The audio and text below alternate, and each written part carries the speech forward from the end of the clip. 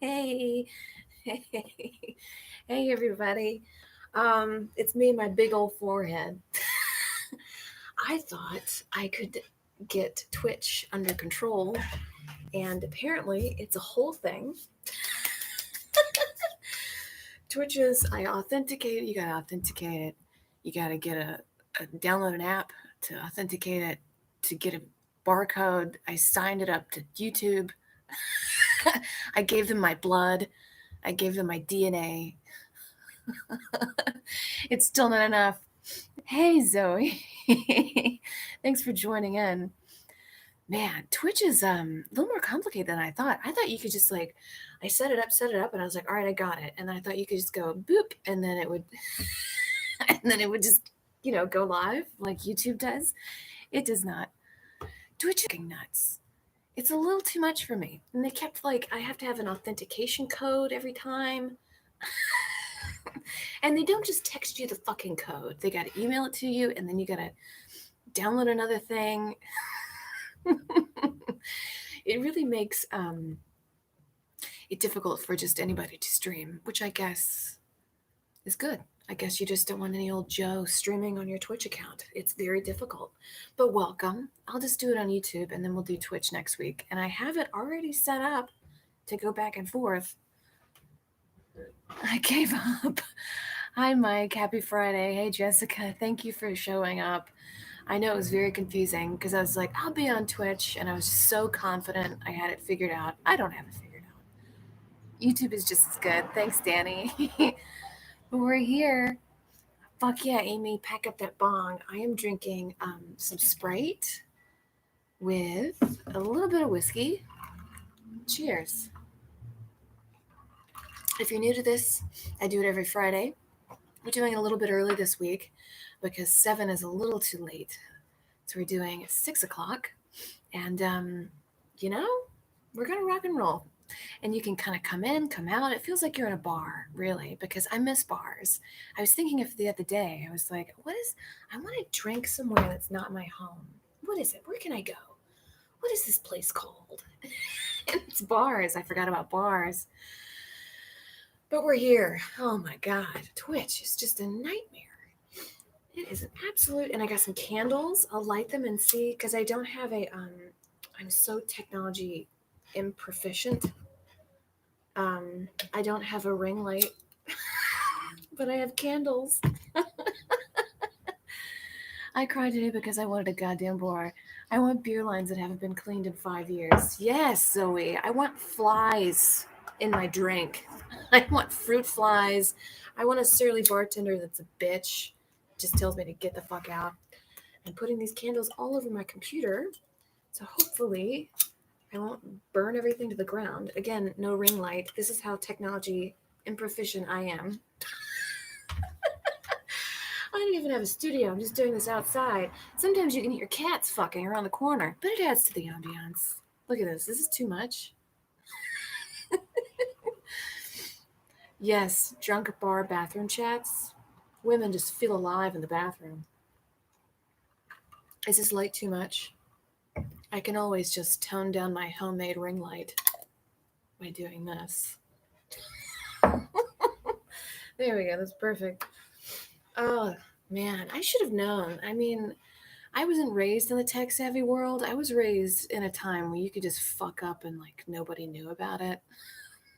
No one had the internet really. Magic. I look like a majestic witch. Thank you, Danny. I remember taking a computer class in high school, and somebody found a crack rock in the computer room, so they shut it all down. That's my level of tech, really. And then people didn't know. I didn't know that you could use the mouse to move the key to type. So we would just be, if you made one mess up, you'd have to delete the whole thing and then type it all out again, because we didn't know you could just move the mouse to where the mess up was. And there was no spell check. You just had to get it right. Just spell seance. Thanks, Carmen, sorry.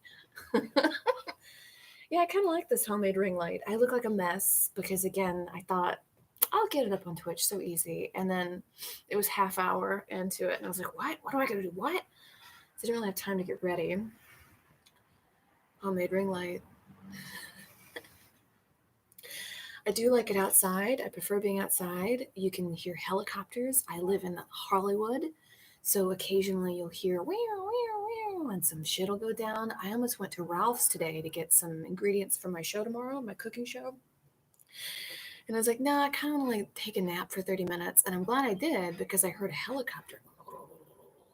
And I logged onto Citizen app, and Citizen app connects to police recorders so you know what's going on. And somebody pulled out a gun and just started shooting. So that is the world we're living in today. I almost took a walk the other day, and I was like, let me see what's on the Citizen app to see if the roads are clear. And someone was getting kicked in the stomach right on my corner. So I'm glad I didn't go. I feel like every time I try to use Twitch, it becomes an ordeal. Yes, Liam, too much of an ordeal. I don't understand why. Do look like you have a hula hoop Barbie. Thank you, Zoe. I wish my city had Citizen app. I live for the drama. Well, Violet, I mean, it is drama and it gets a lot because it's never just like a crime is over here. It's like there's a man with a machete outside your door. It's always like right outside your door. Where do you live, Zoe? Do you live in a big city? Because I would love to see the Citizen app for a country town. Like, man's fucking a raccoon. Mm. Oh man, two people just realized they are brother and sister. Portland, Oregon. Oh, Portland's probably. Oh, but you're from Louisiana. What part of Louisiana? So we probably had this conversation before. Hey, Laura, you're in Portland. I live in Little Rock, Arkansas. Well, Violet, I bet Little Rock has a lot of stuff going down. I bet it does. Two squirrels caught with a gun. I am trying to drink less lately. I didn't drink last night. Good for me. I don't like the way it makes me feel the next day. And I want to feel like a refreshed, pretty lady. You know what I mean? We did it on Twitter and from Monroe. Oh, I love Monroe. Oh, Monroe's further up. You have the college. And wasn't your college your song Who Let the Dogs Out? Remember that? Who Let the Dogs Out? So like there's a college in Monroe and that was your college song, which is weird because that was like a summer song in the early 2000s. Twirls are notoriously trigger happy. ULM, probably. Yeah, Zoe, ask your parents. They probably Who Let the Dogs Out was your college song. I know my high school class song was I Hope You Dance. I hope you dance. I remember we wanted it to be Freebird, but the principal vetoed that. As they do, as people in power do. Pretty sure squirrels are what I'm hearing in my walls. Squirrels are in your walls, Citizen app. Well, if it's during the day, it's squirrels. If it's at night, it might be mices. But I called pest control one day because I heard little and squirrels. We have squirrels because they're not getting run down by cars or whatever. So they're just kind of free roaming in California. Those suckers are getting like this big. They got to get a job and get out of this house and start paying rent. That's how big they're getting. Squirrels, everybody thinks they're so cute, but they're just cuddly rats. That's it. They still dig in trash cans. They still walk around with a cigarette butt dangling from their mouth, but they collect chestnuts and they have round ears, so we like them. I don't trust them. I don't trust squirrels and I don't trust butterflies. Butterflies are just pretty roaches. That's all that is.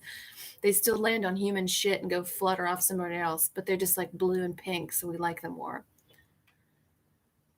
I feel like they are just going to become more feral with less human interaction. Yeah, Danny. They're getting really close. Because like, you know how usually squirrels will scuttle off? I think because they don't see us as much or whatever, but I'll get like a few feet away from them and they look at me like, what? What do you want? You trying to start something? It's so weird that rodents are just walking around the world and it's just normal. Yeah. Hell yeah. Nasty as hell.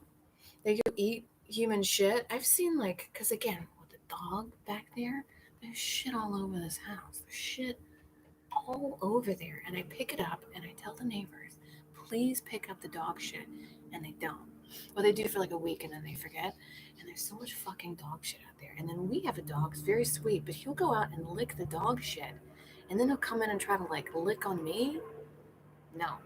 It's like when people like, they have dogs lick their face. That dog is licking on some buttholes. And there goes the helicopter. Shall we check Citizen? Put it in their goddamn mailbox. I might file it. They deserve it. They deserve to see how much dog shit is produced. Because it is. I mean, I could fill a trash bag of this fucking dog shit. One incident. Car crash. Home break-in. Report of a trash fire. Woman fired shots at the Ralph's parking lot. Oh, so that was it. It was a woman. Yes, women can be crazy too. Welcome to equality. A woman fired shots from a handgun in the lower level of the Ralph's parking lot before fleeing the scene. There were gunshots at the Ralph's parking lot area. Oh, very cool. It's right where I was going to go be. Interesting that it was a woman.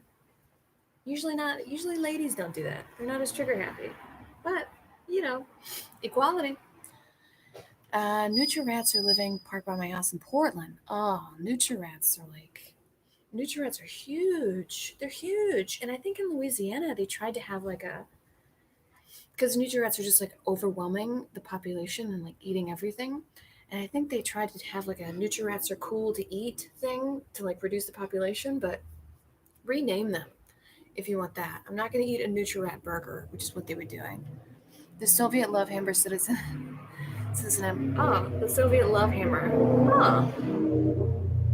Yeah, in the past, girls wouldn't even talk to me, but now they won't leave me alone. I can't believe this. Yeah, Ebert, they're just fucking run up on you, like asking me for money. Oh, God. Sugar Happer ladies rise up. Rename them. Yes, Nutri-Rats? No, if you want me to eat it to reduce their population, I'm sorry, I keep scratching my nose. If you want me to eat it to reduce their population, rename them. I think the mayor was even like, try a Nutri-Rat burger today, and then like took a bite of it like it was a scene from Veep. Nobody ate that shit. We were like, all right, you go on ahead. We'll stick to the boudin. We'll stick to the red beans and rice and fried okra and the good stuff. We're not gonna eat your fucking Nutri-Rats. Yeah, name it Baby Beaver. I'd eat a baby beaver. I'd eat the fuck out of a baby beaver. I bet beaver meat's delicious. I bet it tastes like jerky.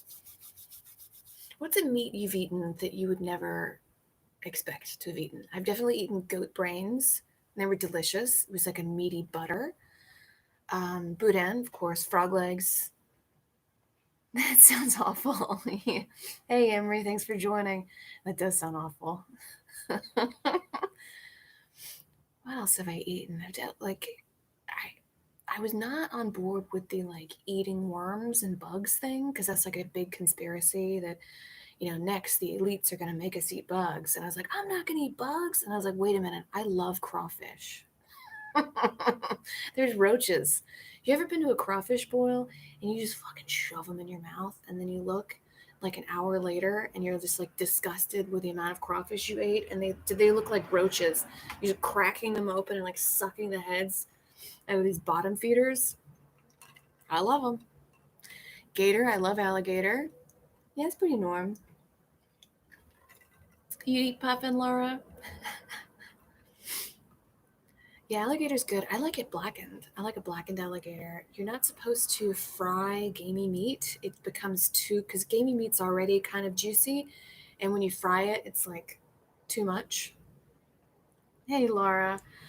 That's all right. That's okay. Never had a crawfish boil. Well, oh, that's your name. Boris the Soviet Love Hammer. I thought that was an app you were talking about. I'm sorry. Snake was tough to eat, but rabbit was tough to eat emotionally. WJ, I do like rabbit. I'm very sorry. And I know they're cute little creatures that didn't do anything bad to us, but they are yummy and gamey and delightful. Turtle's really good, but that's again, that's like a ethical thing. But turtle soup with a little sherry on top, Really good. I was at this place in New Orleans, Dickie Brennan's, and it's like very famous for being free for you shoo whatever. And so I go in there and I have my tennis shoes on, my little hoodie, and I'm like, for sure they'll serve me. And they looked at me like this, and they're like, maybe you would like our other dining room. And then they just put me in the back in this other little dining room. I had the turtle soup, and it was very good. Never had gator, but I love them too much as an animal. Same reason I don't think I could eat octopus. Octopus is super intelligent. You are correct, Violet. They're like just as intelligent as a human being. But the Spanish eat them. They're really good. They're black. I don't know. Maybe I should cool it with all the animals I eat. I have like a farm inside of me.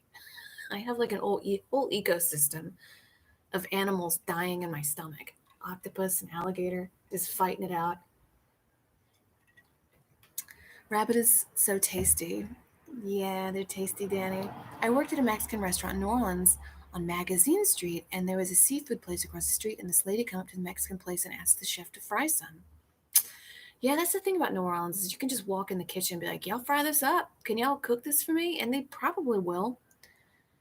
Gator sounds good. That's what my mother did at I forget where she was in China, and I know China is a huge place, but she visited, and she wanted some fried chicken. She was like craving fried chicken, and at the time they didn't really do that. So she goes in the kitchen and like shows them how to make fried chicken, but she said that the oil was so old that this particular restaurant just never changed their oil. So they made it for her, and she had to eat it to like be like nice, and her fingernails fell off because the oil got in there. But she ate that fried chicken. It was like me one time in Louisiana. I went to this like the best places in Louisiana are like someone's house or a shed or like, is this a restaurant or am I just knocking on someone's door? And I went in there and this woman she made a fried catfish po' boy, loved it. And we're talking about the economy, and she's like, it ain't so good now that they've been doing fracking around the corner. And I was like, did this catfish come from the fracked river? And then she's like, yes, ma'am. And I had to keep eating the fracked river catfish. I probably have eyes inside my stomach. But oh man, but yeah. And I said, are you being compensated because they're using your land for fracking? And she said, what's compensating? And I said, it's when they pay you. They pay you because they're using your land. And she's like, I wish somebody'd pay me. So that is a story about how the government wants us all stupid so they can kill us all. And we're happy to have it. Oh man, what's compensated? Giacomo's most famous hole in the wall in the place in the country club. Oh, I love Giacomo. Hey, Thunder Tug. Thanks for telling me I'm looking good. I rushed to get ready because I thought I had the Twitch situation under control. I did not. It's too much. It's like, like when I was in high school, I talked to everybody, and I remember going up to a bunch of dudes, and they were playing Magic the Gathering, and I was like, can I play? And they're like, it's too many rules for you. And then they kind of showed me, and I was like, oh my God. So I got up and I just went somewhere else. But it just seems like a bunch of nerds that are just like, can't play with us unless you know the rules. Boo. I'll figure it out. I'll figure it out. We're living in a new world of technology. And I can't just be like, I don't know what I'm doing, because if I say that, then I'm like making someone else do it and taking up their time, and they could be reading a book or whatever they want to do, and not me being like, can you show me how to do this? Like, I should figure it out. I like figuring it out. Oh, thanks, Thunder Tug. Yeah, you don't understand Magic the Gathering either? Again, it's one of those too many rules games. People don't want you playing. My hair looks like I tell riddles in the woods. My look is either like goth witch or like hula hoop Barbie, and there's no in between. There's nothing. It's either like bright pink or the blackest blacks and like sunshades, red lipstick, and just like this don't talk to me look. Apparently, Pokemon is what's cool anyway. Isn't there, didn't somebody play Pokemon Go and like find a dead body? Was it that game? Or was it something else? It was some like go find the little things out there, and somebody found a dead body. My damn nephew is named after a magic card because his brother-in-law is obsessed. I don't understand it. Oh my God. Yeah, a couple people have found dead bodies. I hear that there's more serial killers now than there have ever been before, and it's because like police don't really talk to each other over state lines. So it's a lot of mostly truckers and murder a drifter and then just drive across straight lines and nobody ever really notices. Yes, and someone else got his train by flying catch a Pikachu. Somebody got hit by a train by trying to catch a Pikachu? I mean, that's just, I hate to say it, but that's just nature. What's it called? Orwellian? Not Orwellian. Who's that dude that invented that science thing that said all the animals die out unless they're smart? I would. so me. Darwin, that's Darwinism. I wonder why there's a huge spike in serial killers after World War II and Vietnam. Oh, Joshua. Soldiers.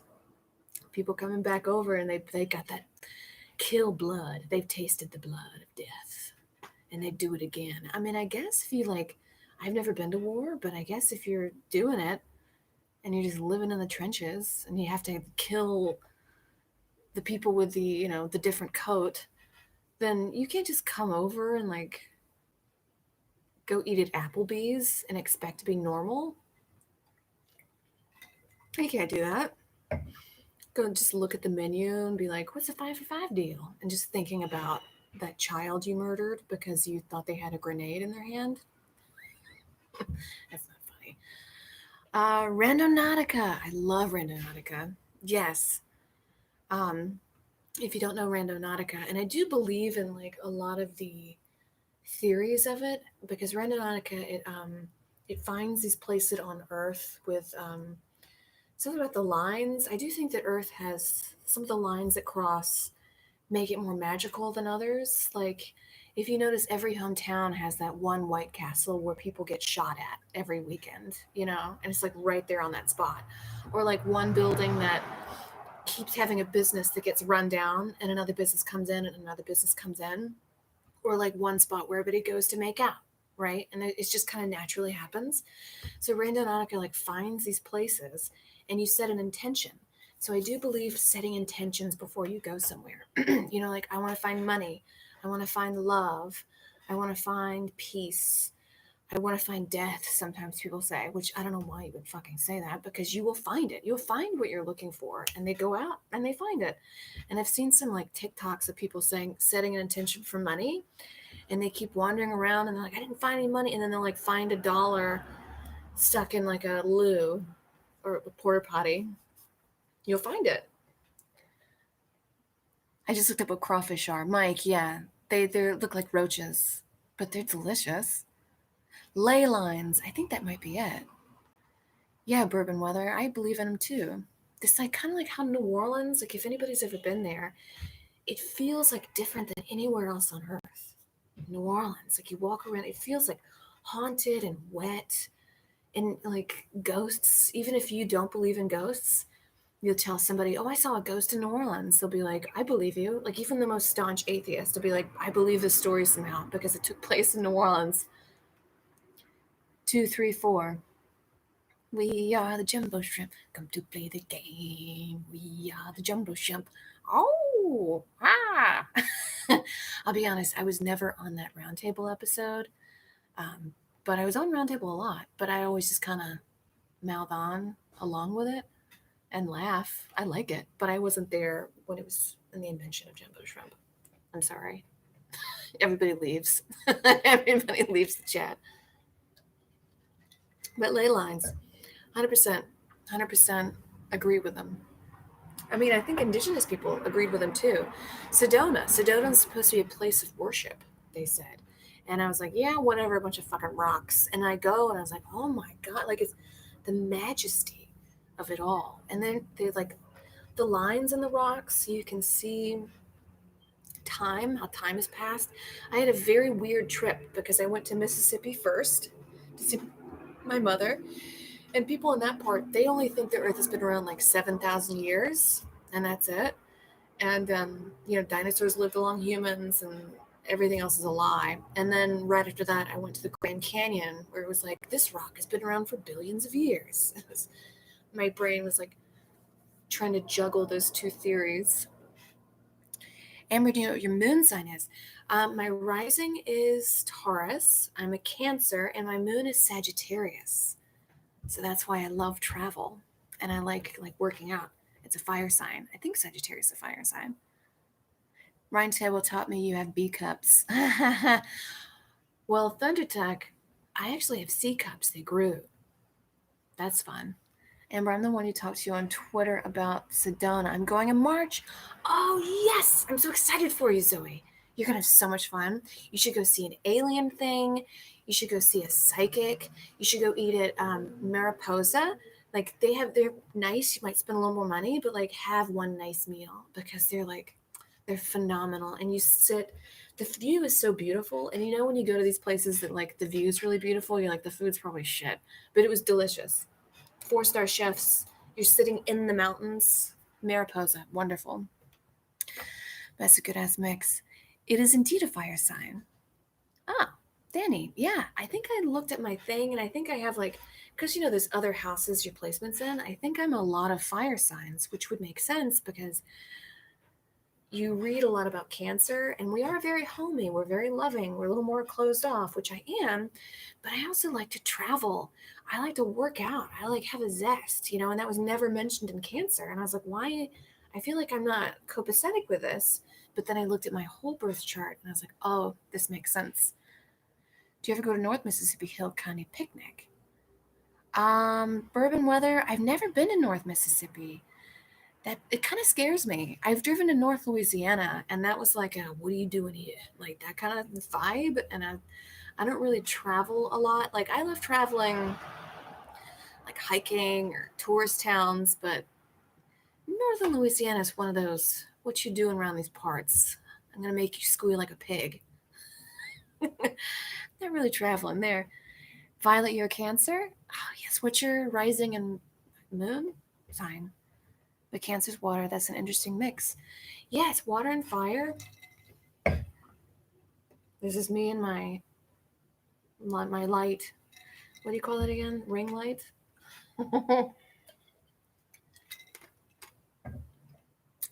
Zoe, so you're from the same place as the Duck Dynasty place. Whew. Yeah, never go to North Louisiana. North Louisiana, like my mom used to teach in Amite, which is middle. It's not north, but like this is gonna be really sad. But I went and did because she's a teacher, and I think I went and did like just kind of sit in and like help pass out papers or whatever. And she was like, go to the water fountain and pour me a little cup of water so I can do a demonstration. So I do it, and the water is like a reddish black. And I was like, people drink this? And she's like, yeah, it's drinking water. And I was like, this is not drinking water. And it was just like, yeah, this is drinking water. And then kids would just run up and drink it, and like it was fine for them. And then she said, oh, a lot of these kids have been like molested by their parents. And I don't think at the time they had CPS or what they even knew what that was. But I was like reading a book to these kids, and this little girl kept crawling on my lap, like too much, too close. Whoa, you kind of like, and kind of put her down easy, like, okay, Steffi. And then I come to find out like her dad was molesting her. It's the opposite of the cool magic vibe in New Orleans. Cancer. Oh, sorry. Cancer Sun, Gemini Moon, and Rising. I feel like that makes me especially unstable. Gemini's Violet. Gemini's a very, well, you have the twins. That's a pretty wild sign you got there. Yeah, I bet you kind of grapple with yourself all the time because Cancer is supposed to be the most like stable. You like to save, you like safety, and then Gemini is just like, fuck it, let's get out there and shoot some guns. It's the opposite of the cool magic vibe in New Orleans. Some places just feel cursed. Yeah, Louisiana's like, it's New Orleans, and then it's everywhere else that will never go to New Orleans. And they say we hate New Orleans because New Orleans is like a cool vibe. It's a port town, so it's lots of different ethnicities and different foods, and like, I don't know, they're just not into it. They want their friends, their people. They don't go on vacation. They don't know how to. They want to stick in the woods and hang out there. My mom is a teacher too. She now teaches on the West Bank of New Orleans, but she taught in Monroe on the South Side for most of my life. The water is fucked in Louisiana. I don't know what happened. Fracking? I don't know. Pisces Sun, Scorpio Moon, Libra rising. Danny, if Scorpio Moon, I bet you're very. My mom's a Scorpio Moon. You're very you like projects and you fulfill them with a passion. Very passionate person. Very sexy person. That's super cool. A moody bitch.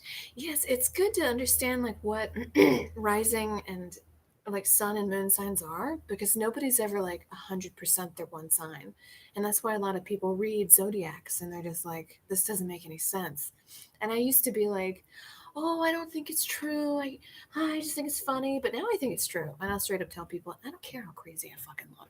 I definitely went on a date, on a Zoom date, like several months ago, and I asked the guy his sign, and he was being very aggressive the whole time. And I asked him his sign. He's like, stop. Okay, yeah, I'm an Aries. And I was like, you fucking acting like an Aries. Aries men are too much for me. They're too, because it's the first sign of the zodiac, and you're the baby. And so you just like, go, go, go. I don't care about the consequences. I go. Which is like good. Like those kind of people go like underwater spelunking and discover a new animal. You know what I mean? They're necessary in this world. Do I want to date them? Absolutely not. Absolutely not. No. They're mean. Or maybe not mean. They're just like assertive and go, and they don't think about the problems until after they're like already in it. But they're necessary. You know, those kind of guys, they go to the moon, right? And they go discover new planets. Good for you. You should do that. I don't want to date you. Say I'm not open about it, but when reading about signs, I'm like, yeah, that's my friends. Of course. My father-in-law is an Aries sun and Aries moon, an evangelical Christian living in Saudi at the moment. Danny, oh my God, what a wild story. So he's living in Saudi Arabia. He's an evangelical Christian. How is that? Is that working out okay for him? Is he like quiet about it, or that's a wild place to be? But of course, he's an Aries. Of course, an Aries can be like, I'll be an evangelical Christian in Saudi Arabia. Of course, dating an Aries woman is just like that too. I bet, Laura. I gotta go. I don't care. I'll be a Christian in Saudi Arabia and preach, even though I can get beheaded. Oh my God, Danny. I'm Aries, more than content staying home. Oh, but Jessica, are you an Aries? What's your moon and what's your rising and your moon? Violet, I don't know how to read tarot, but I found a couple like people on the internet that I think are pretty cool, and I'll click on it, and they'll be like, the thing will be like, it's probably more like snake handling fake these ladies on the internet because there's no one-on-one. But they'll be like, what does your spirit want to tell you right now? And it's always things like that you can do it. You know, you might have a hard time, but if you just keep pushing, you can do it. Like things that kind of could be for anybody. But I like the like little magic of it. I like the pictures. I think the tower looks pretty cool. That's the card for like working hard and going through a lot of turmoil, but coming out the other side, knowing with knowledge. The Hanged Man is super interesting. That's looking at something from a different perspective, I think. So yeah, me neither. I've been slowly learning over the years, but I was wondering if you do tarot readings because I would totally be into it. Oh, Jessica. Well, if you know the time you were born and where you were born, just go. You can plug it in. It'll find it out for you. Or ask your mom what time you were born. I thought it was really cool that Ed Larson's mom read people's fortunes. Yeah, yeah, and Ed Larson's mom, she like, because Ed got a call from his cousin, I think his cousin, who said she's pregnant. And of course, she didn't want people to tell anybody because, like, early on in pregnancy is very volatile. You don't want to tell a lot of people. And Ed's mom read the tarot and she was like, who's pregnant? Somebody in the family is pregnant. Somebody very close to us is pregnant. And we were all like, like, I didn't want to say shit because it's on air. I didn't want to betray him. He didn't want to betray his cousin. And we were like, I don't know. And we just kind of had to leave her being like questioning things. I so bad wanted to be like, it's his cousin. Oh my God, you're right. I also know a really good Aries man that has done some inner work and is rad as fuck. Oh, well, that's good, Danny. Yeah, I think it's, as long as you've done like the inner work. I mean, anybody could be chaotic. Like a Cancer, like we're very moody. And if you're very moody and emotional all the time, you can use that as a superpower because you're moody and emotional. You can read the room. And if you understand the present, you can predict the future, right? But you have to use that for good and not be like crying about a boy that didn't call you back. That's what I did for years. Interesting to know your personal interpretations. Yeah. Tarot is an incredible tool for self-growth and exploration. It's helped me work through some serious shit. That's interesting, Danny. Well, I mean, contact Danny if you want to get your tarot done. Reading playing cards is very similar to reading tarot. All the suits corresponded with the tarot cards. Interesting, H. Romkey. Well, that's what Ed's mom did. She read playing cards, just a deck of cards. She did tell me that a masculine energy in my life, patriarchal energy, would die soon. My father had already passed away. I do consider my mother a very sort of masculine energy because she's like very dominant, which a lot of moms are. And I was talking to Natalie about this today because we were recording today, and because we were talking about Ghislaine Maxwell and her, I won't spoil it, but her father like punished her a lot. He would spank her a lot. And we said, usually the mother gives out the whippings, which I don't like spankings, but I would rather a mom do it than a dad do it. Something about a dad seems like sexual, like beat me daddy, not into it. It's like going to a bar. Like I would rather go to a bar with my mom than with my dad. You know what I mean? Dads are for like grilling outside and like teaching you important lessons and playing catch. They're not for like spanking you and going to a bar with you and getting drunk. Like, especially a dad getting his daughter drunk at a bar. Call CPS. That's weird. A male boss, perhaps. Yeah, they probably grow up with this like secretary kind of vibe. I've never seen that movie, but I hear it's a lot of like that submission stuff. Really excited for you and Natalie's new podcast. Thanks, Heather. I am too. It's super interesting because like people going missing and human trafficking is a big thing right now. And you would think in 2021, with all the surveillance we have, it would be kind of settled, but it's kind of more than ever. Very strange. My dad is a huge stoner, but we literally just chill like friends. My mom is scary though, but I love her. We're very similar. That's cool. I mean, it's good you can like chill with your dad. I guess chilling with your dad at home is pretty cool, but I guess like going to Hooters with your dad, that'd be a little weird. I'm trying to think. My dad would take me out on the back of his pickup truck and drive real fast down these dirt roads. I loved it. I'd be like, drive faster, Dad, drive faster. And he'd be like, you would drive pretty fast. I mean, the things parents used to do to their kids. Like, if you were to see that today, if you were to see, like, my guess is he was going like 30, 35 miles an hour, which doesn't sound very fast, but it is. And just like careening down the road with a kid holding on the back, you would call CPS. But that kid's having the time of their life. That kid loves it.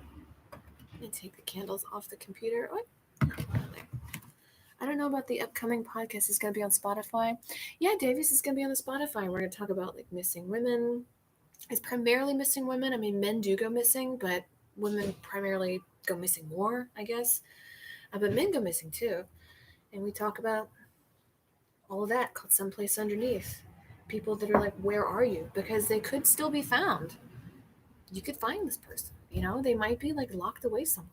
Or someone could like, we'll talk about it. We'll have a picture, and hopefully someone would be like, oh my God, that's lazy eye Deborah. I see it Ralph's, who had the gun and shot people. Hey Dario. How you doing? How's the life in the air? Dario works in the airplane industry. Well, you were collaborating on that podcast. Love it. Can't wait. Thanks, Violet. Yeah, it's I'm very interested to do it and see how it takes off. I am going to be naughty and have a cigarette. I've been trying to quit smoking, And by trying to quit, I won't have one for a day, and then the next day I'll have like one. I'll sneak it. Sneak it. But I'm gonna sneak one. I'm gonna sneak a cigarette on this live stream. It sounds depressing and fascinating. Thanks, Davis. Yeah, and like we really go in depth.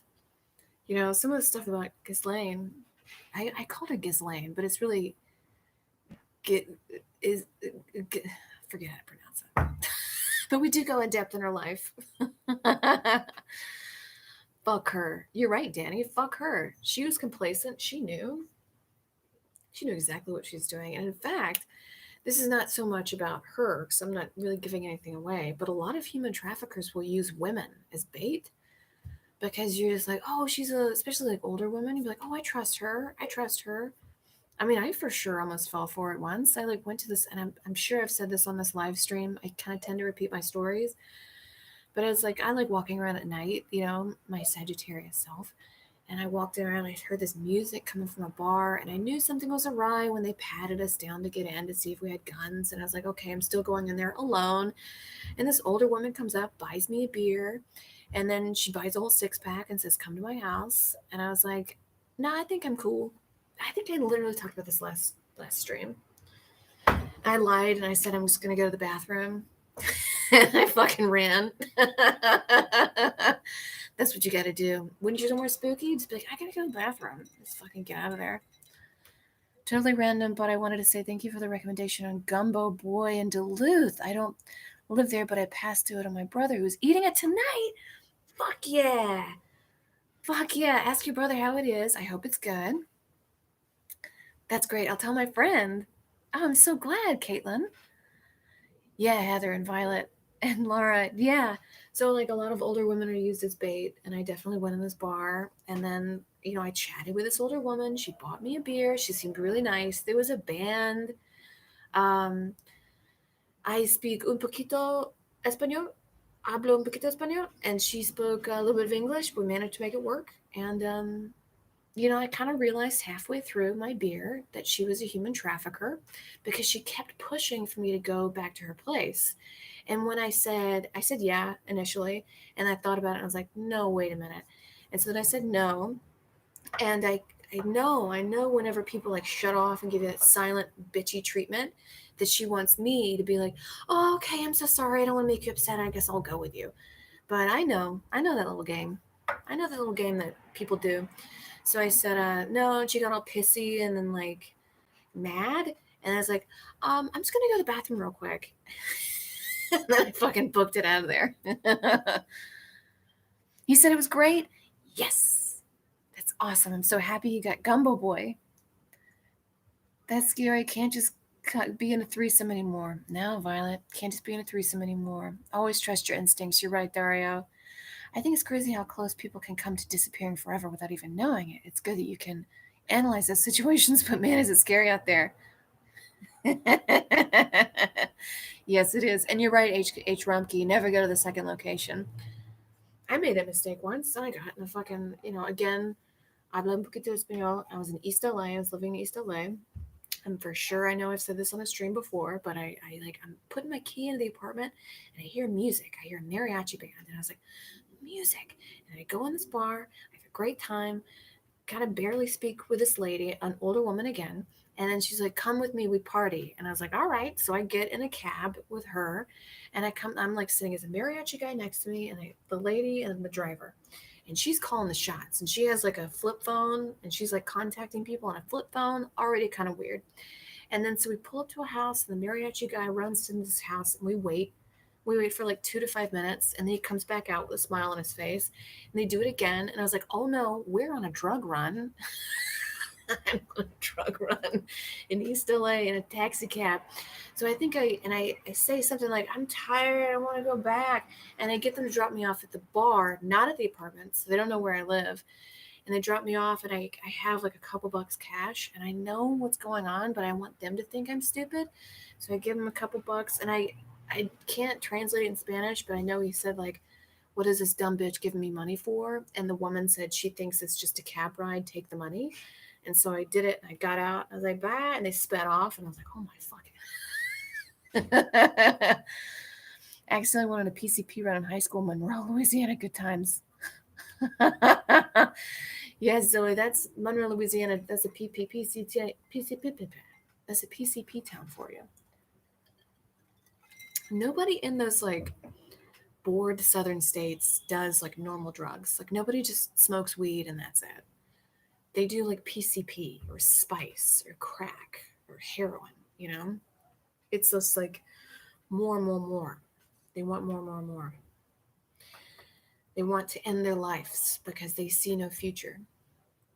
Because you're living in a trailer and your mom's an addict and your dad's not around, and the only job you can get, like, sure, you can go get a job and like save money and be a decent person, but who wants to do that when there's no growth? There's no, what are you gonna, there's no houses to buy. You're gonna work at the same dollar store for the rest of your life, so just fucking shoot up some PCP. That's your life. I picked up the book Stay Sexy, Don't Get Murdered a while ago, but didn't get too far into it. I think you'd really like it. Davis, Stay Sexy, Don't Get Murdered. I'll check that out. Men in Vermont strangers just offer you weed and rum or OJ. Oh, that sounds fun, Laura. They just offer it up? That sounds hospitable. The best time I went to a second location, there was a Fender Rhodes electric piano in the living room, and I just played on it for an hour. And until the host said it's bedtime. That's really funny, Emery. They were like, I picture somebody with a knife trying to kidnap you, and you're just like on the piano. It was Xanax most of the time. My friends started doing wet. What is wet? Zoe, what is wet? That's my favorite murder book. My favorite murder book. It's good mostly. What is wet? I just found out the drug called Spice. I didn't know Spice was a thing. That shit's crazy. And I saw interviews with people on it.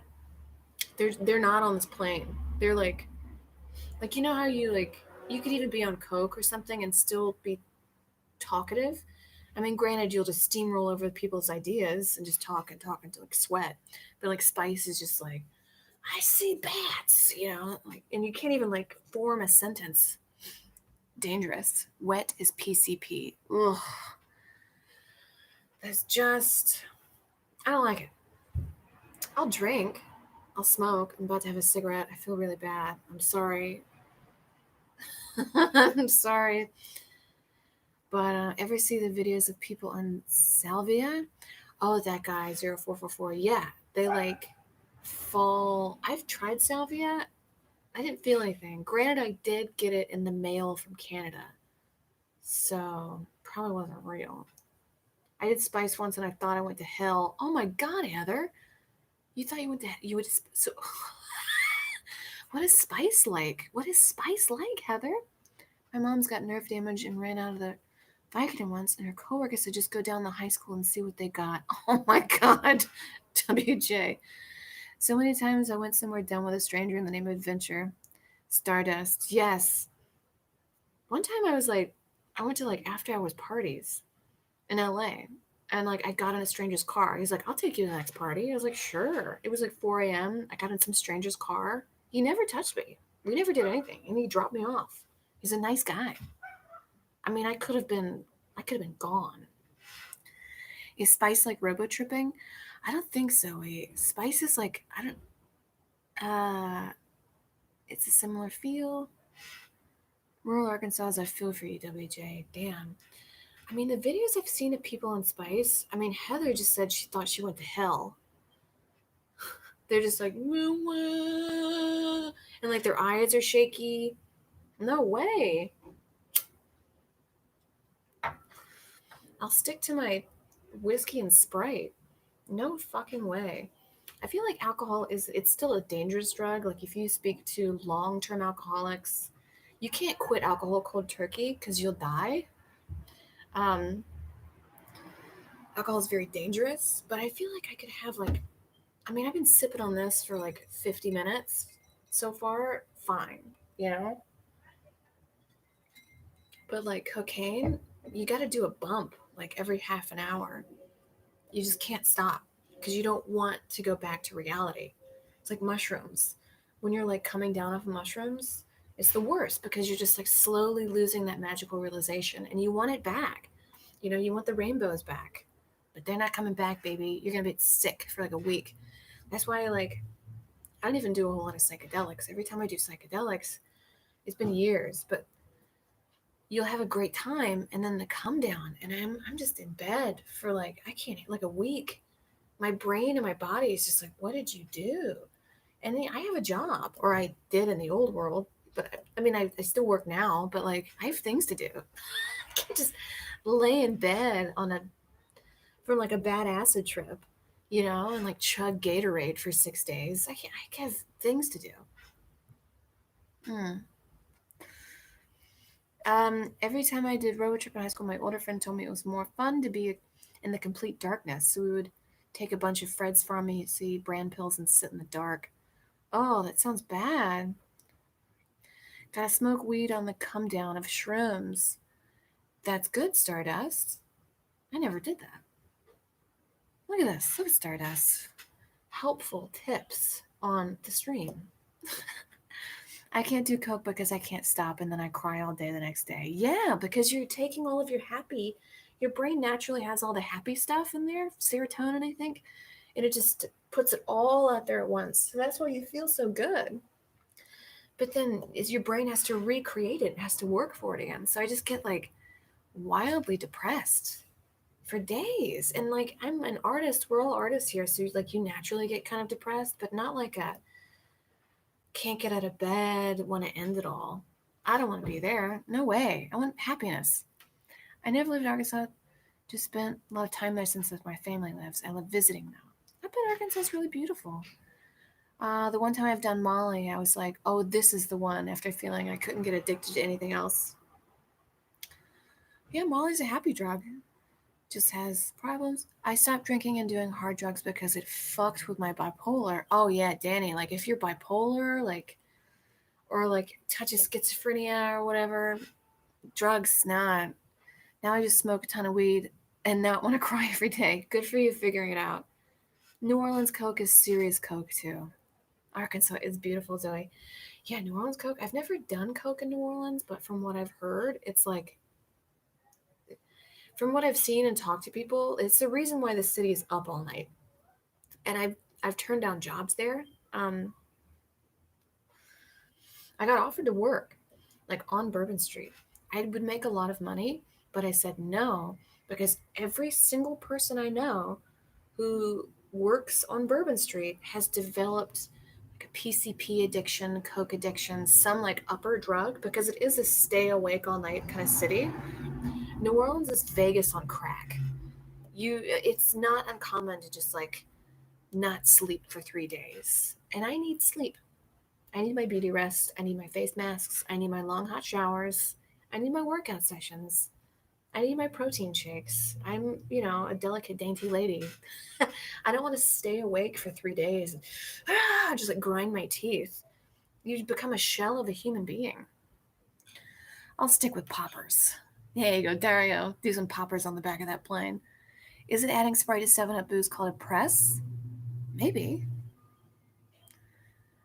Maybe it's called a press. You're right, Emery. It's probably just meth. Ugh.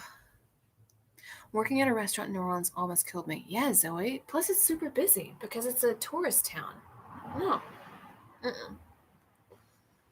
And tourists are like notoriously rude because these are people that never have to go back to this place.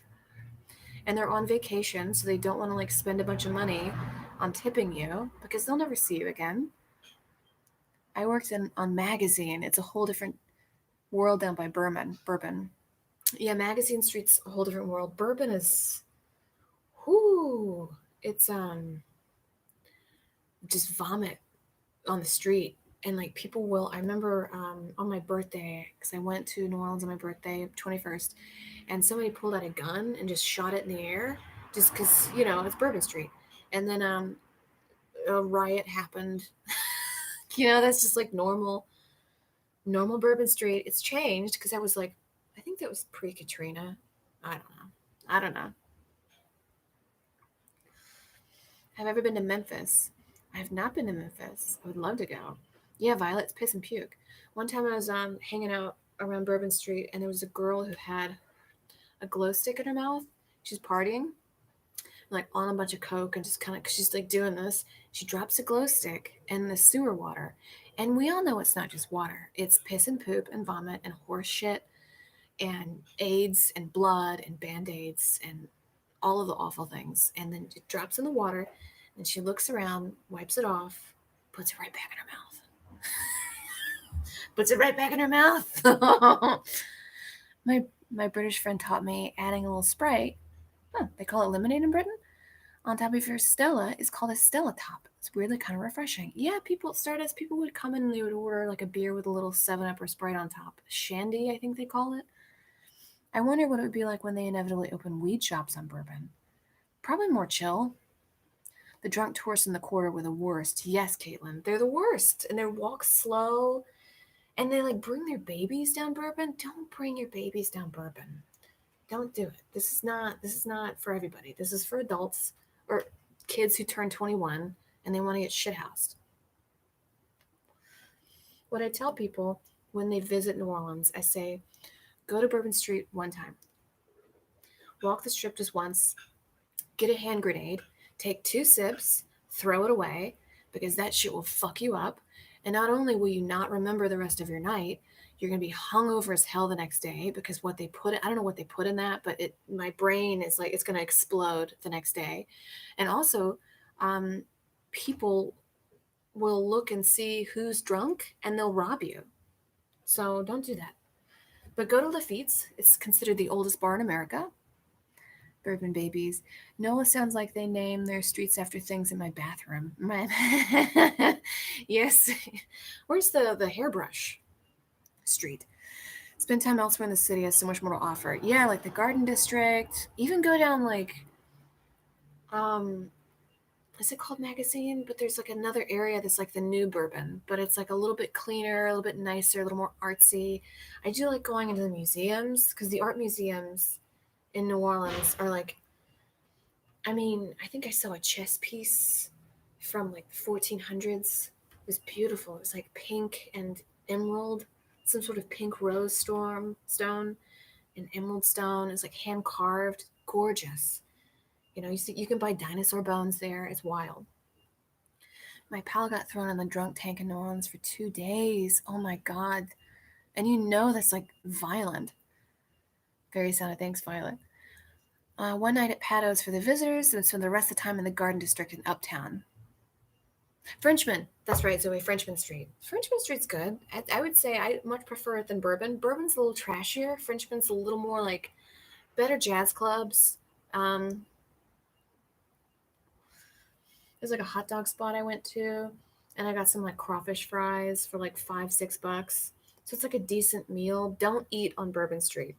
Do not. A slice of pizza will cost you $5, and they have rats. I've seen it.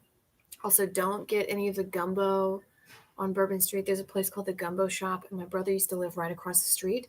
And I would get up early in the morning and have my little coffee, and I would watch them have a big truck and then just deliver gumbo in packages.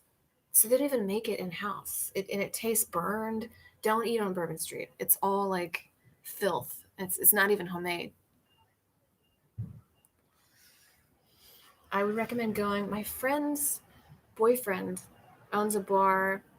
It's like a wine shop, and you walk through the wine shop, you pick out your wine, and they have like local cheeses and local meats. So you make like your own little charcuterie board, and then you're like, okay, cool. And they're like, all right, right this way. And you're like, what?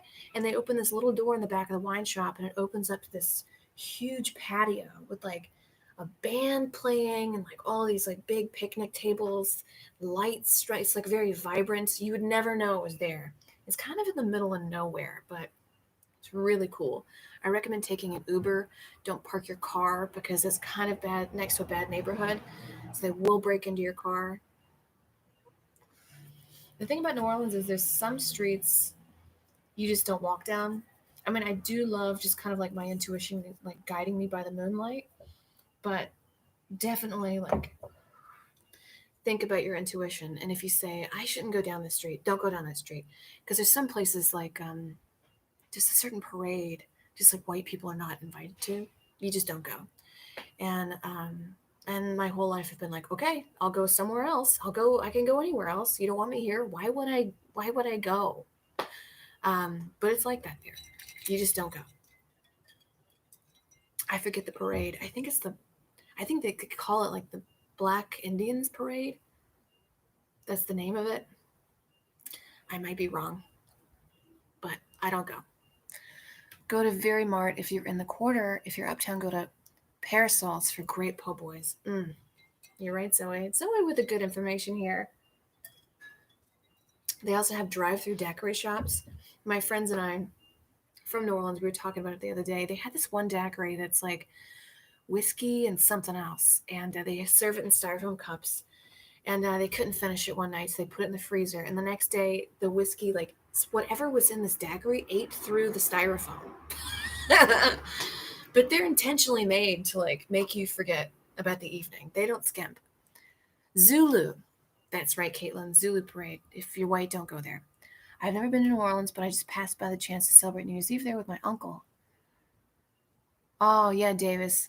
Yeah, I guess COVID is not doing too well in New Orleans right now. I mean, New Orleans is a very like it's gritty. It's handshakes and hugs and open mouth kisses. That's New Orleans, right? So of course it's COVID time for serious down there. But you should go back. I mean, I hope things get better. I don't know how or when, but I hope it does. I did stumble across on a website today that was like fake. Like this, you got a shot kind of thing, and they give you like a pass.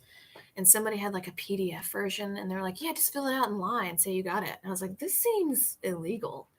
I don't know. Maybe I was on some like dark web kind of thing. I do tend to just kind of click around and then end up on some wild stuff. I definitely have seen some furry porn before. I'm like a 13-year-old. I'm just like, what's this? What's this? What's this? I don't know what's taboo anymore. Bellini daiquiri. Oh, I love Bellini daiquiris. Yes. I went down there for Christmas. It was nothing was different. Really? Really, Zoe? So they were just open up? New Orleans would open up and rocking and rolling? But they're canceling Mardi Gras this year. It was really bad last year because of Mardi Gras. I hear, because my old days of bartending, there was a private detective who would come in and like get a beer on his lunch break, as you do, because you're so depressed being a private detective.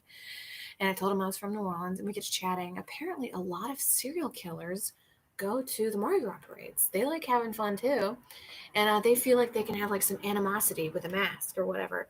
But what happens is a lot of those floats will have a couple like investigators on it or police, undercover police, and then they know the pictures of like who this John Doe is. They got to go get, and they'll be like, it's that guy, and they won't like jump over the float and arrest him, but they have cops everywhere, and they'll just be like, he's over there with a blue jacket on, get him, and they'll get him. That's like their main stakeout is Mardi Gras parades. You got your first shot Wednesday. How was it, Dario? Did you feel? Because I hear you feel a little sick for a couple days after your shot, but people are at least wearing masks. At least I'm surprised they're wearing masks. Zoe. Usually there's like you can't tell me what to do. Why don't they even have Mardi Gras last? I know. Well, Mardi Gras is like right in the beginning. And I think we were still just kind of like, what's this disease? So they could kind of get away with it. Good to know. What crew? Definitely not Musses. Oh, they gave you a cookie? Oh, that's good, Dario. Yeah, I hear you get kind of sick for a couple days. I don't know. I mean, I guess we'll all get it someday. I guess we'll all find out. My mom's getting it. I'm very surprised because she's like a very you can't tell me what to do kind of lady, but she likes to travel. She's also a Sagittarius moon. I looked up her stuff. And she's like, I want to travel. So I'm getting the shot. I was like, okay. Second one in February. Yeah, I think you have to like follow it up or something. My friend's mom got COVID from Mardi Gras last year and died by Easter. Bonanza. Oh my God. So your mom went to Mardi Gras, your friend's mom, just to like hang out and be at Mardi, and then got COVID and died? Did she have any pre-existing conditions like asthma or diabetes or anything? Or was she just like, just a gal gallivanting around town? Oh my God, I'm sorry. Yeah, you hear these stories of people that get it just out of nowhere and they die. It's very scary. I'm scared to go back to work. I don't want to go back to work. And I was like reading through this protocol sheet today, and they were just like, you make sure you wear the mask at all times, and you gotta get. And I was just like, I'm on unemployment, and I had to fight for it for months. So like, do I just stick around and enjoy unemployment for a little bit longer and just kind of like tell my work no, or do I go back? And because I told them I would only like to work a couple days so I can keep my unemployment. And but what happens every time, because I've been doing this for a while in restaurant industries, is I'm very good at it. So I'll be like, can I only work like 3 days a week? And they'll say, sure, sure, sure. Inevitably, somebody gets fired, somebody fucks up, somebody steals, whatever, they quit. And then immediately, because I'm really good, so they'll be like, all right, put Amber on some more. And next thing you know, I'm like working 6 shifts in a row after I've explicitly told them, please, I cannot do this. But you can't say no or else they'll fire you. And I've never, well, have I been fired? Yes. It took me a second. But from like corporate offices, never from like restaurant work because I'm good at it. And they just keep you working. And then like all of your creative endeavors are down the toilet because you're tired. Like after 6, 8 hours of working, it's never like, because the state will always be like, you can only work for 6 hours and you have to take a break, but that's never how it actually is. Because if it's busy, they're going to keep you going, they're going to keep you working. I'm cool with getting it. I hate to be the reason someone got COVID. You're right, Johnny. Oh, you go, yeah, you should travel. And yeah, you're right, I would hate to be the reason somebody got it and died. Oh, so Ben Bonanza. So she was from New Orleans, and then she went and then got it. Damn, fucked up U.S. unemployment encourages not working. You're right, because then if you start working, then you don't get the unemployment benefits, and then what if your job fires you, and then you don't have unemployment, you don't have any income coming in? So like, of course, you're going to keep the safe thing. And the people that do work, their taxes go through the roof because they got to keep for these other people to be to not working. But it's a plague, you know. It's a plague right now. Are you able to ride out the unemployment for a while longer? Yeah, Danny. I mean, I think it's just on like indefinite. They're like indefinite. And I had to work so hard to get it. I'm like, they threatened me with jail. I had to go down to the offices and pound on the door myself to just like immediately go back to work. I don't know. And then quite possibly get it because it is in Hollywood. From corporate offices as she takes a sip from her drink. Yeah, Danny, because the state is, I know in business that when the other side is threatening you and is very angry with you, you actually have a lot more power than you think you do, because the thing that's stopping them from getting what they want is your permission. So of course, you go into jail if you do this. I hate this. You can't call anymore. Stop calling. You go. I have a lot more power. That means I have my rights. And I went to court, and it was just immediately settled. The judge was like, "Yeah, give her the unemployment." I had to go all the way to court, so I can't lose it. But then again, I don't want to lose this job. Like, what if work is like, okay, you can't come back in? Sure. Well, then just how about you never come in? And then I'm like fully relying on the government? That's not my bag, man. And what if they pull the thing? My roommate, they just decided, oh, we can't verify your identity. And they just pulled the plug on him. What the fuck? The government can do that at any time. Have you seen the movie Brazil? The beginning, they're on a typewriter and they're typing out like wanted names. The government wants this person. And then a fly falls on the typewriter and misspells a name.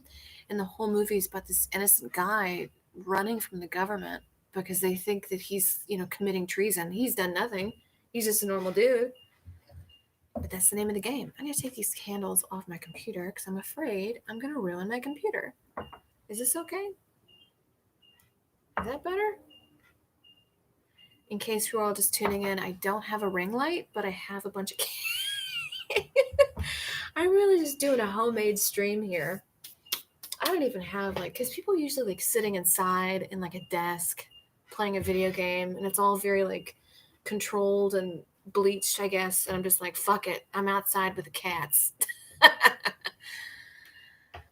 Mr. Buttle? Oh yes, Buttle Tuttle. You get it. What was the movie called? Sorry, I just totally spaced out. Davis, it was called Brazil. It's one of my favorite movies. Really good. I love, thanks, Davis, the porch and candles vibe. I have another candle I can light. Welcome to my stream. There's a car beeping over there.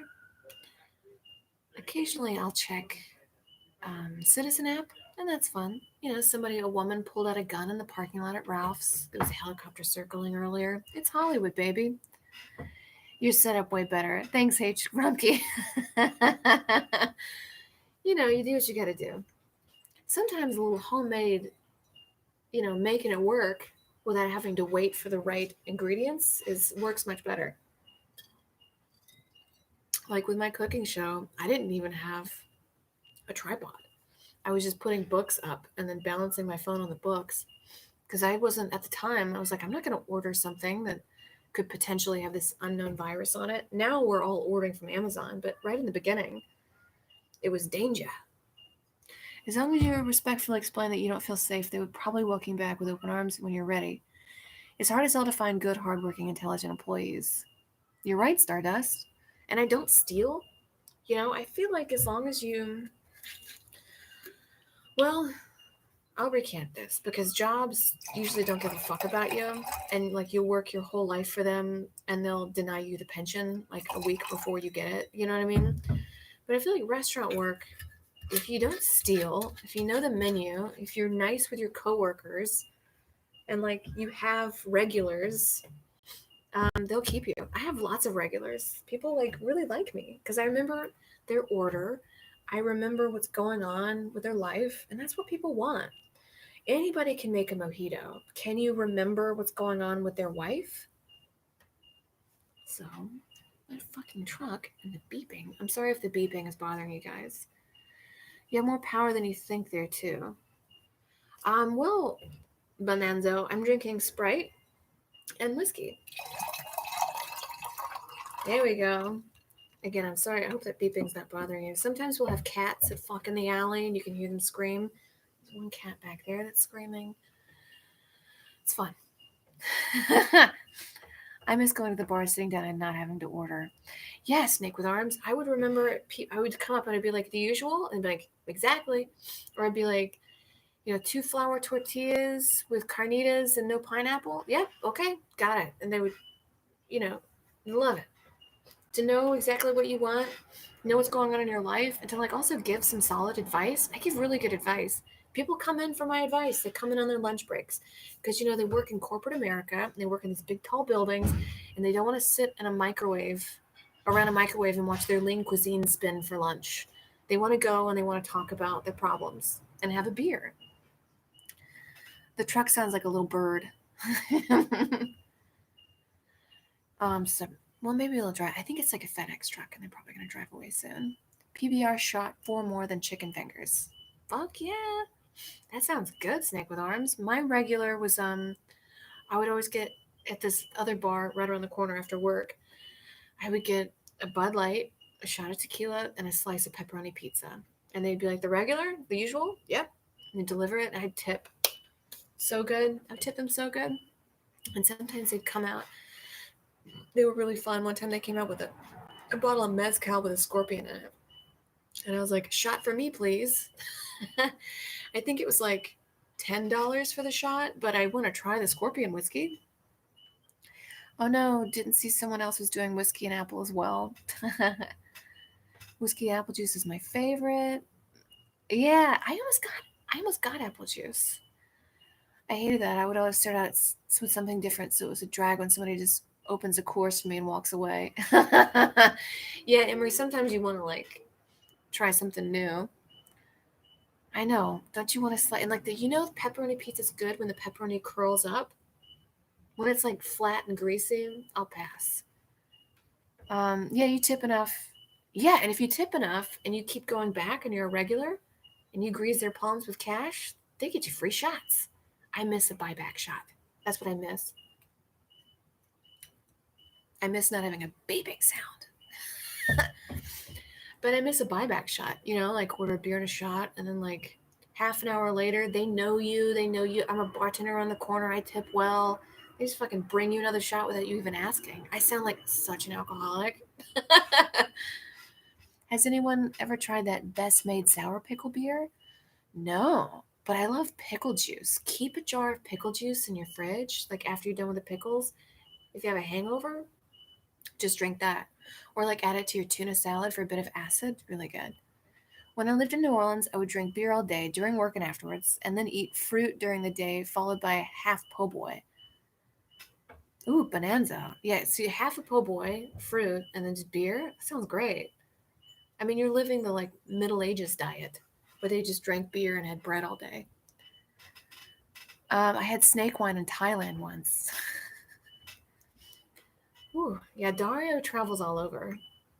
You are a well-traveled human. Snake wine in Thailand. Yeah, that sounds a little more intense than whiskey mezcal, because I feel like the mezcal scorpion, because I feel like the mezcal would counteract with all the doo-doo the scorpion has on it, but I don't think wine is potent enough.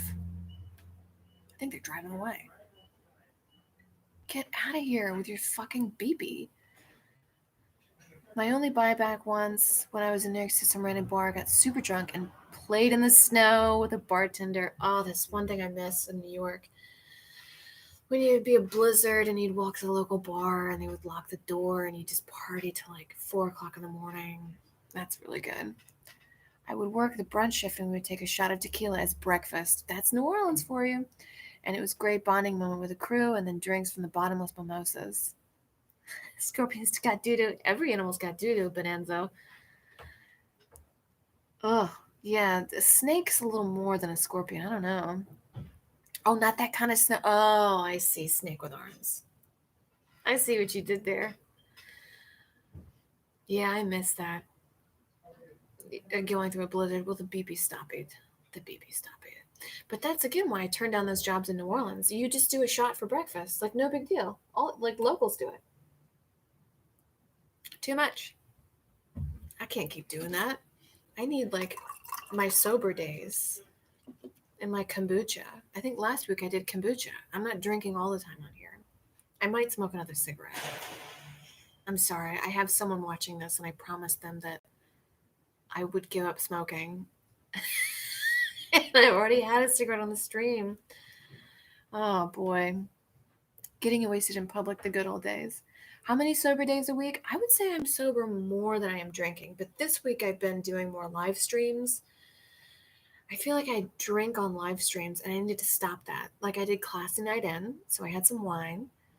Um, I should just like learn, and I did it last week with kombucha, and it was hard, but I should just learn to like drink water on these streams, and like you don't have to have whiskey. It's okay, chill.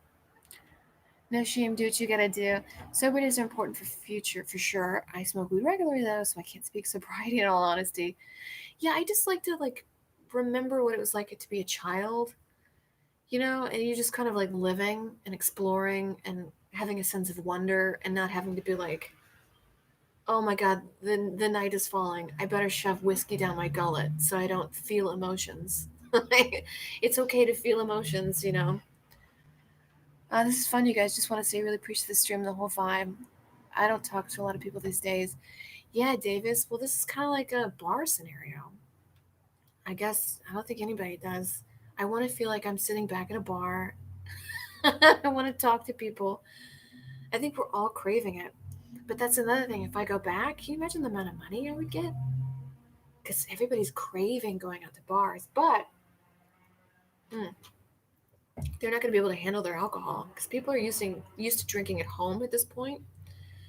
I mean, they're going to go, and our margaritas are very strong. They're going to go get a couple margaritas and then just flat out fall on their face in the street. Oh, thanks, Heather. Good. Yeah, come back. I think next Friday at 6 Pacific Standard Time. It's hard for me to be sober and social at the same time. Also, I work with childcare. Ooh, children are sober all the time. Yeah, I guess sugar is. You're right, Zoe. Sugar is a child's drug. They love it. It is drugs. Oh, thanks, Emery. We're your regulars now. You're right, WJ. You'd have to dress like a Fallout character to be safe from COVID in the bar right now.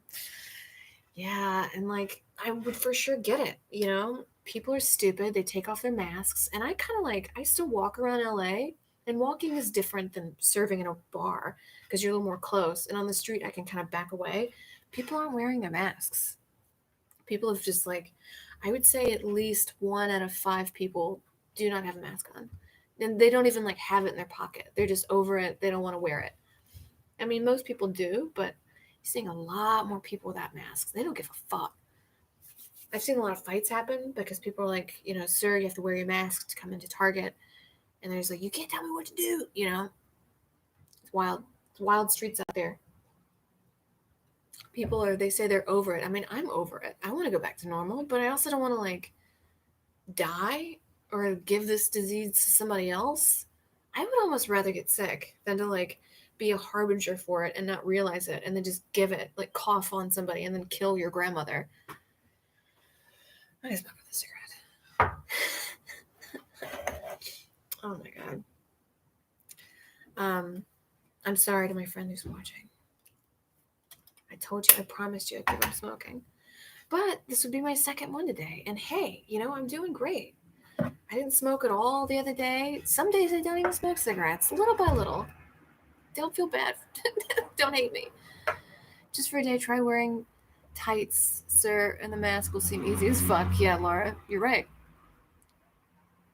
Oh man, Dario, I can't believe you being on the mask police. You're like, wear the mask, wear the mask. Um, have you made any upgrades during the pandemic? I got a new bed and lost 15 pounds. Damn, Snake with Arms. Yes, that's good. I saw a guy at the store last night who just had his throat covered, his face. Yes, they just have it over their throat.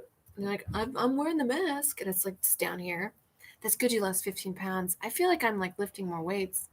My brother works at a dispensary and he had to chase away a guy with a rolled newspaper because he was masked. Oh my God. He was spitting on people? COVID stays in your brain for a long time, they're finding. Scary to wonder what the long-term effects will be. Fuck! Fiendish pickle, it stays in your brain? I feel like the more we learn about this, just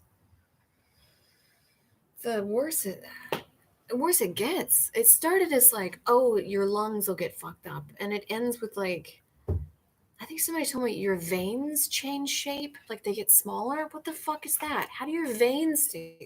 And your toes get black? George is insane. Go into any gas station here, and everyone is fully masked off, naked faced. Yeah, Davis. They just throwing it away. They don't even care.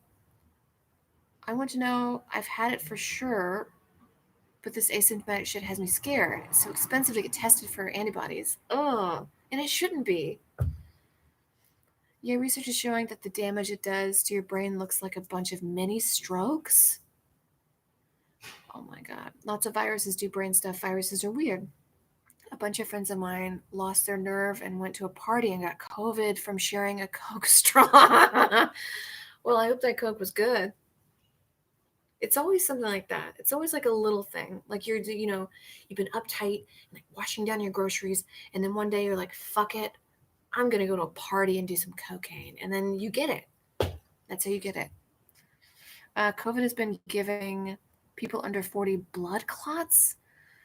I should see if I can find the article about it. Oh my god. Sharing straws. Yeah, don't share straws. It's like sharing like Nasonex. I would never do that.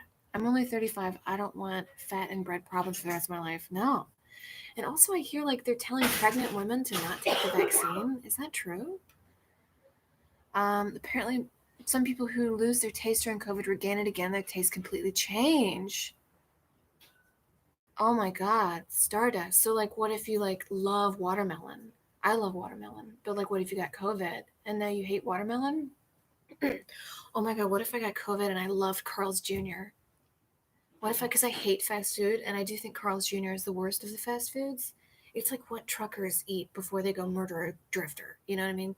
Carl's Jr. is disgusting. It's like 2 pieces of soggy, greasy bun and a hamburger on some garlic toast. I don't get it.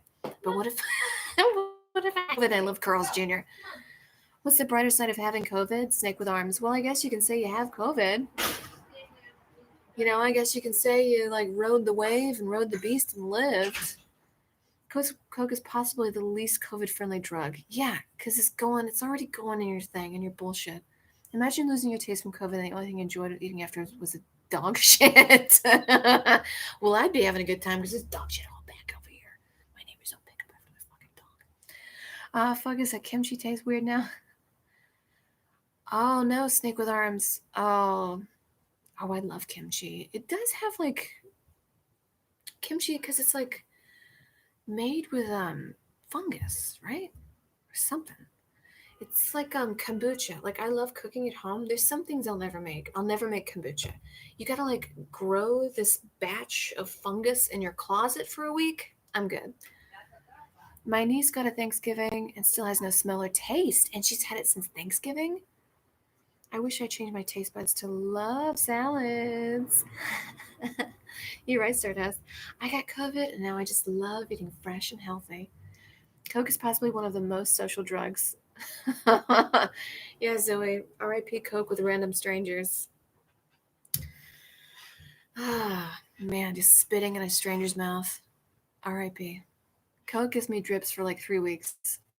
Yeah, I don't like Coke. It gives me the drips too. Like I can't breathe and the nostril. I haven't done Coke in like years. Again, I've tried every drug because I was raised very fundamental religious, and when I got out, I was like, I'm gonna try every drug.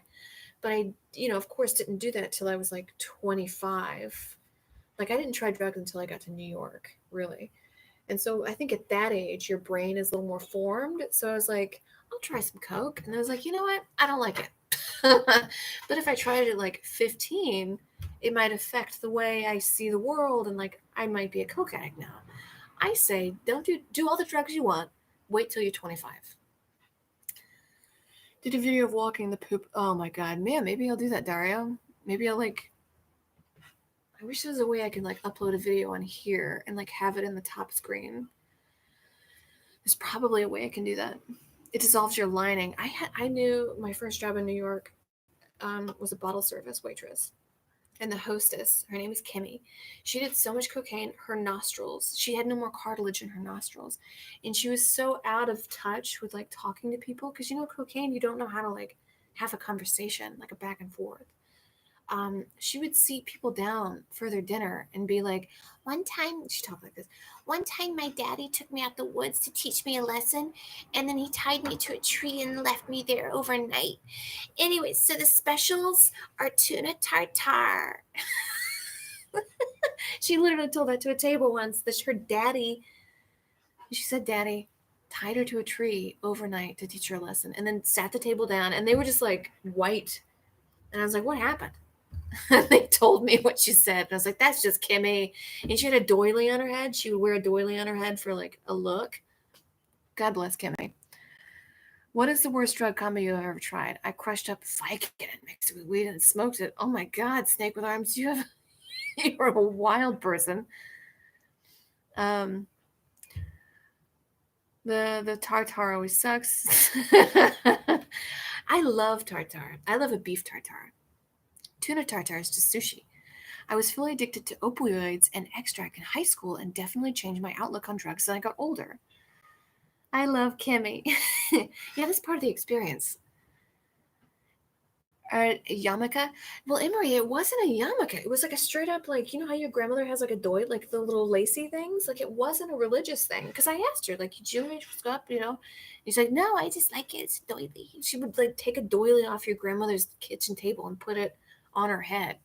Just like a kid being like, is this a hat now? I worked with someone like that who would just burst out in inappropriate stories. Oh my God, Davis. Kimmy is fierce. Yes. Well, that's the restaurant industry, baby, especially in New York. I mean, these guys were also, the owners would brag about how they used to be contract killers. I'm like, you don't tell people that, dude. Like, but I guess, once you've had that taste for blood, Mm. I had to leave. I was making a lot of money. But people, like I spent my money on improv classes, and I knew people did drugs because I was making so much. I could afford to go to UCB and take like all of the classes and pay rent and save. That's how much money you make. But I had to leave. Well, hey, like people every month they'd be like, "Oh, I don't have any money. I ran out of money." I'm like, "How? We make like $600 a night. Like, what are you doing?" Drugs. They would just throw it all away, and then they had to go back to work, and they get depressed, and they just do it all over again. And I would say, like, "What are your goals?" And they'd be like, "This is my life. This is not your life." My friend and I used to inhale nitrous and expired whipped cream canisters from his work and eat acid. He told me he was Satan during one of those sessions. Ooh, if I'm doing drugs with somebody and they say they're Satan, that's an old, I gotta go to the bathroom and just run up the fucking door. No. Now I have Unbreakable Kimmy theme stuck in my head. Unbreakable. Oh yeah, because her name is Kimmy. What else about that place? Oh yeah, because I had to leave because these like Russian dudes that they raised the money because you to open a bar in downtown New York, you have to have some collateral, right? You're not going to run a hot dog stand and make the money. They killed people for money. They told me they did. So what they would do is they would test you, and they would call it the Russian stress test. And so here's your face. They wanted to make sure you would flinch no matter what. So they would like fake hit you and then get really close. And if you flinched, they would like put you on a bad shift or maybe sometimes even send you home. They would give you these little tests like the third shift I trained because you train for 3 shifts, and they said come and sit and have a drink. And luckily I was like, oh my god, I have stuff to do, I'm so sorry I can't make it, but have fun. I thought they were going to fire me because I couldn't. They fired the people that did. So there were 2 girls. They hire, restaurants always hire a little more people to train because they're gonna fuck up, right? So these 2 girls were like, okay, we'll sit and have a drink. And they sat, they finished their drinks, and they were like, okay, you're fired. You can't come to work. That was a test because you can't drink here after work. Once you're done, you leave. I'm like, just tell me that, dude. Don't invite me with a smile on your face to have a drink and then maybe some fucking little test. Where'd the champagne go? I'm sorry. I also did cocaine and drank champagne off a woman in my early 20s. Woo, snake with arms. Well, snake with arms, you were living life. Just mixing up drugs and drinking champagne off of women. I can't imagine tripping on acid and looking at your friend saying, I am Satan, right after a fucking whip it. Yeah, no, call an Uber, go home. Wait, did someone just shout, stop police? David. Oh, I don't know. I was like monologuing about some bullshit. I think somebody did yell something. I'm so used to living in LA that people can yell stop police, and I'm just like, all right. That sounds like my mom's ex-boyfriend who reminisced about prison. Ugh, yeah, Emery, get him out of here.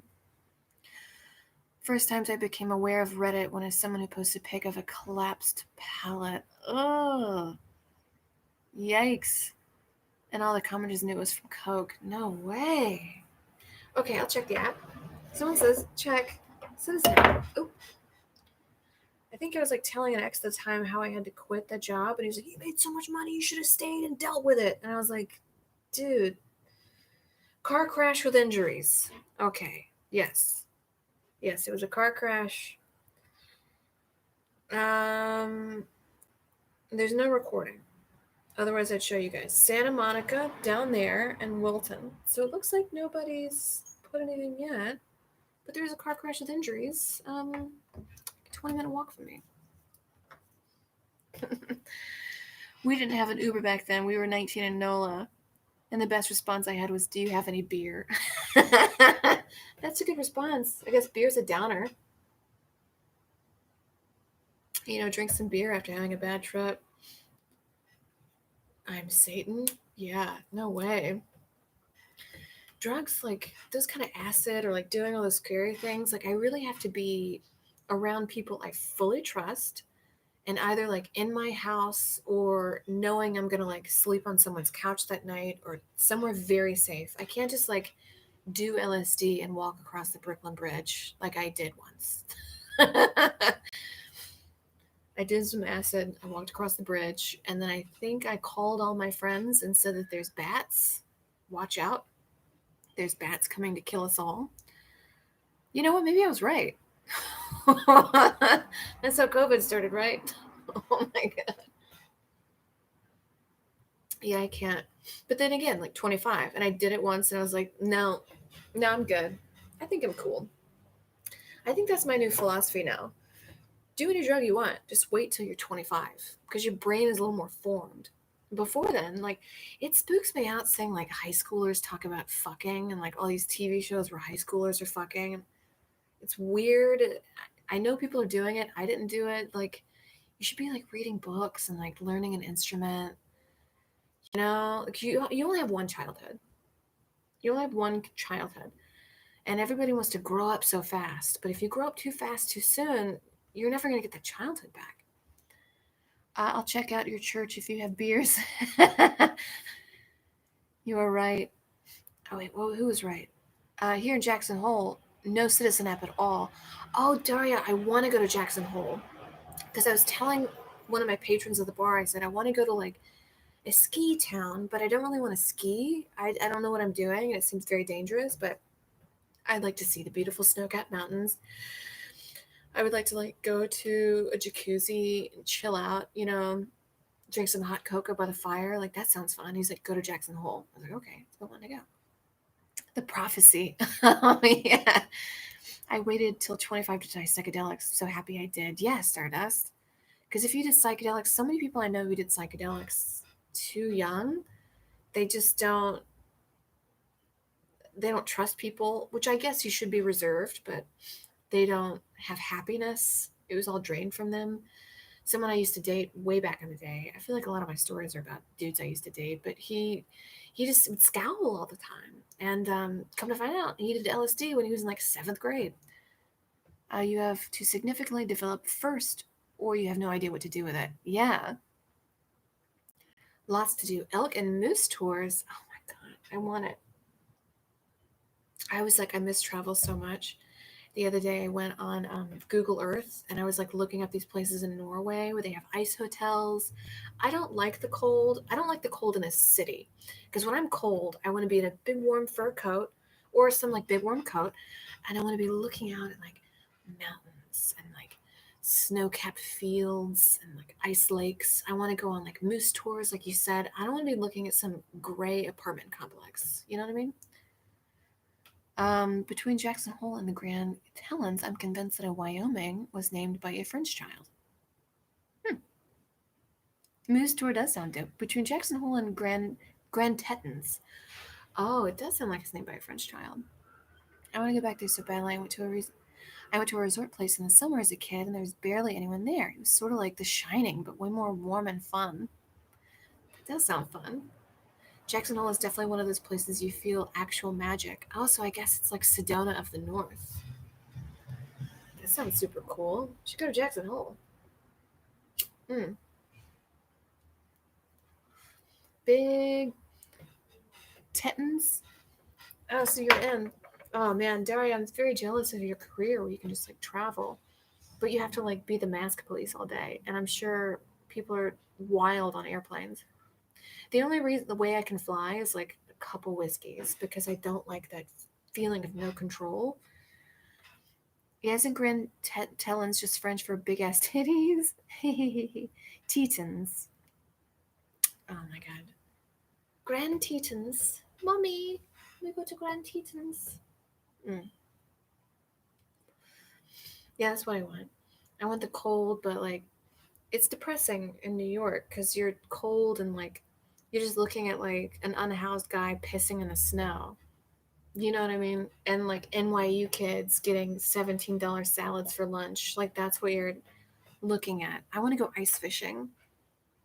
That sounds fun. I want to have like an ice hotel and they have an ice bar and you can go sit at the ice bar. But apparently, Norway, they're not letting anybody in. I think Spain's not letting anybody in. New Zealand's not letting anybody in. Like people are closing their borders. It's wild. My brother took a shit on a log by a creek on our backyard when I was a kid and he called the spot Ian's Throne. Bonanza, that's a really fun story. Your brother took a shit on a log. That's how you do it. Mm. It is. It does get kind of scary out here. Late at night, I always just imagine a person running through here, but they would have to run through a shit obstacle. So, I mean, I can like see three patches of shit right now. Like, come on, what are they fucking? And there's shit all over their side. There's shit in our front. Like, how does one like live like this? Do you not look around and say, look at this dog shit I'm stepping in? Oh my god, I'm stepping in dog shit. How about I pick up the fucking dog shit? Then maybe I won't step in it anymore. And the dog has these big fucking stupid balls. They keep dangling and jangling and it barks. All it does is bark. I feel like I'm whispering. I'm gonna pick it up. I'm gonna pick it up. I'm gonna do an IG story where I pick up all the dog shit and I put it in a bag and I put it on their fucking mailbox. Say, this is what is the brighter side of dog shit? It's fun to say. Dog shit's a really funny. It can be a verb because it is an action. It can be a noun. It is a thing. I know Stardust, the inside of their house. I went there once. Sounds like Amber is a testophobe. I used to buy weed from a guy in New Orleans whose dog shit all over the shag carpet. He listened to Tool all day. There was this girl I knew in high school. I won't say her name, but we were friends. She definitely had a troubled upbringing, so I don't want to like blame her totally for everything. But she would say things like, "I want to have sex, so I want to get married, so I can have sex." And I'm like, "Dude, like I know we're being taught that sex outside of a marriage is a sin, but it just seems like a lot more work to like get married just to have sex, and then I don't know, divorce, whatever." So a lot of trouble and very needy. And we got to college and she was always borrowing money, which I'll give you money. I mean, I'm also poor, but I'll give you whatever you need. But it was never to buy the things she said. It was never to get food. It was to buy more drugs. She would write bad checks for pizza and then not understand why she would go in debt. So like write a $20 check for a Domino's pie, and then now it's a $30 overdraft fee. So it's $50 for this pizza, and then be like, I'll pay it back, and then now it keeps getting interest. So she's in debt. Didn't really care. And then I think years later, I had to kind of cut her off because I was like, I can't keep giving you money, you know. And years later, I go see her in this apartment complex, and she has a dog, and there's dog shit all over the carpet inside the house, and she would like put a magazine thing over it and like not want to deal with it, kind of like the debt thing, just be like, I'll deal with it later. And then she took her top off, tits out, and asked to borrow $20, and I was like, no, I didn't give it to her. I could have, but I was like, no, just her tits out and dog shit all over the carpet. I was like, sorry, I can't. And then I left, and I was like, that's the last I saw of her. I think she has a kid. Good for her. I was told as a kid, if you watched a dog shit, you got a bump on your eye. That's funny. The only reason I would get married for sex, or for the deed of a haunted mansion. Ooh, drugs are good, fraud is good, but sex is bad. No, Davis, I think I'm missing that too. If you're mobile, there are 3 things you can click and choose to live chat and see all the messages. See, she was deep in that dog shit debt. She was deep in that dog shit debt. And I totally get like not wanting to face your problems because it's a lot. Like I know living in New York, I had a messy room all the time because I would just like throw a can of Sprite in the corner and be like, I'll deal with it later. And then you don't. And I would like keep looking at the can of Sprite. And then I would have this thing in the back of my head like, you're bad, you need to change your life. But instead of like facing those problems, I would just lay in bed and then just get sicker and sicker because there's mold everywhere. Like my neighbors. I went over there one time because they left the gate open. TV was blaring, screaming at each other. It's loud and chaotic. And I was like, is this how you live your life? Like, turn the TV down. Talk in normal tones. Touch mixer graphic and change top chat to live chat. I don't know what's going on. Messy is one thing, but fucking filth and literal shit is another. Yeah, Judge, yes. Messy's one thing. Filth and shit is another thing. You get sick. I got sick. My friend got sick. She was always sick. And we're always like, and the thing about being an addict is like, you're just going to do whatever it takes to get the drugs. You're not going to buy food with that money. They never do. I've had to cut off a few people because they were addicts. And they're like, can I borrow like $5 for McDonald's? Okay, I will give this to you. Even though I am poor myself, I want you to eat. They would never do it. They would never do it. They would save up and get more drugs. And that's, because if you're an addict, you just want more drugs. And you do stupid shit. Like, I worked with a guy who was a Coke addict, and he is a bartender, stole out of the register, wouldn't enter any of the drinks in. And, like, you can look and see people are drinking. Dude, like, if you're going to cheat the system, at least be smart about it. They check the register. If you're going to steal and be a little con artist, like, be smart about it. What an idiot. Guilt is a horrible emotion that keeps us from letting things like dog shit fester. Yeah, you should have some guilt about the dog shit. Amazon dog shit joke you told me snorted. I had multiple roommates who just neglect the space they live in. I think mental health plays a big part of it. Yeah, because if you have the dog shit sitting on the floor, it's not only, oh my god, I gotta pick up the dog shit. It's also like reflecting on your past. Quarantine was actually like kind of healthy for me in the beginning because I would sit outside. I wasn't drinking at the time because I wasn't going anywhere. And I was like, I gotta like see, like, and I looked into my childhood, why I act these ways, why I do these things. Oh, because this happened. Oh, of course. So now as an adult, I act like this. So stop it. Or like at least realize it. Realizing it's the first step. He's doing the double drop wrong. Oh my god. It's been an hour 45. I'm having a good time. Look at these candles. They're like burning pretty, well, I guess you can't see, but there's a lot of juice in there. My ring light. Oh man. Mental health and or addiction would really reflect on your living space, but usually with the mental health portion, you reach a point where you give up. Yeah. That's why there's a lot of people like out on the streets. It is addiction. Usually addiction comes from childhood trauma. There's a lot of childhood trauma. There's a lot of stuff. I mean, therapy is like a new thing. It's also a 4-letter word for a lot of people. It's a 4-letter word for me. It's a scary thing because you're like ripping open this past and like why I feel this way and like looking at your actions. It's hard to do. And a lot of things, happen to people as kids and they couldn't help it. You're a little child. You're innocent. You can't fight back. Put a dunk on the turd. Make it part of your furniture. Put a drink on the turd. With how messy that is. Let's stretch this for another hour, eh? I mean, I could keep going. I'll probably smoke again, even though I'm just finishing this one. I'll chill for a bit. Cleaning forces you to process your past and your current situation. That can be really hard for mentally ill people, plus a lack of motivation.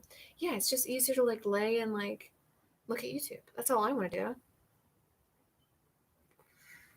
I'm literally in the middle of going to therapy for childhood trauma, and it's horrifying every damn day. I'm sorry. Well, Danny, it's good you're going to therapy.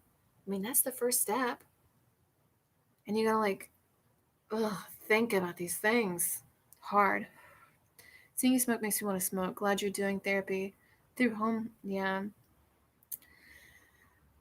Yeah, much easier to make shit than clean it up. Absolutely.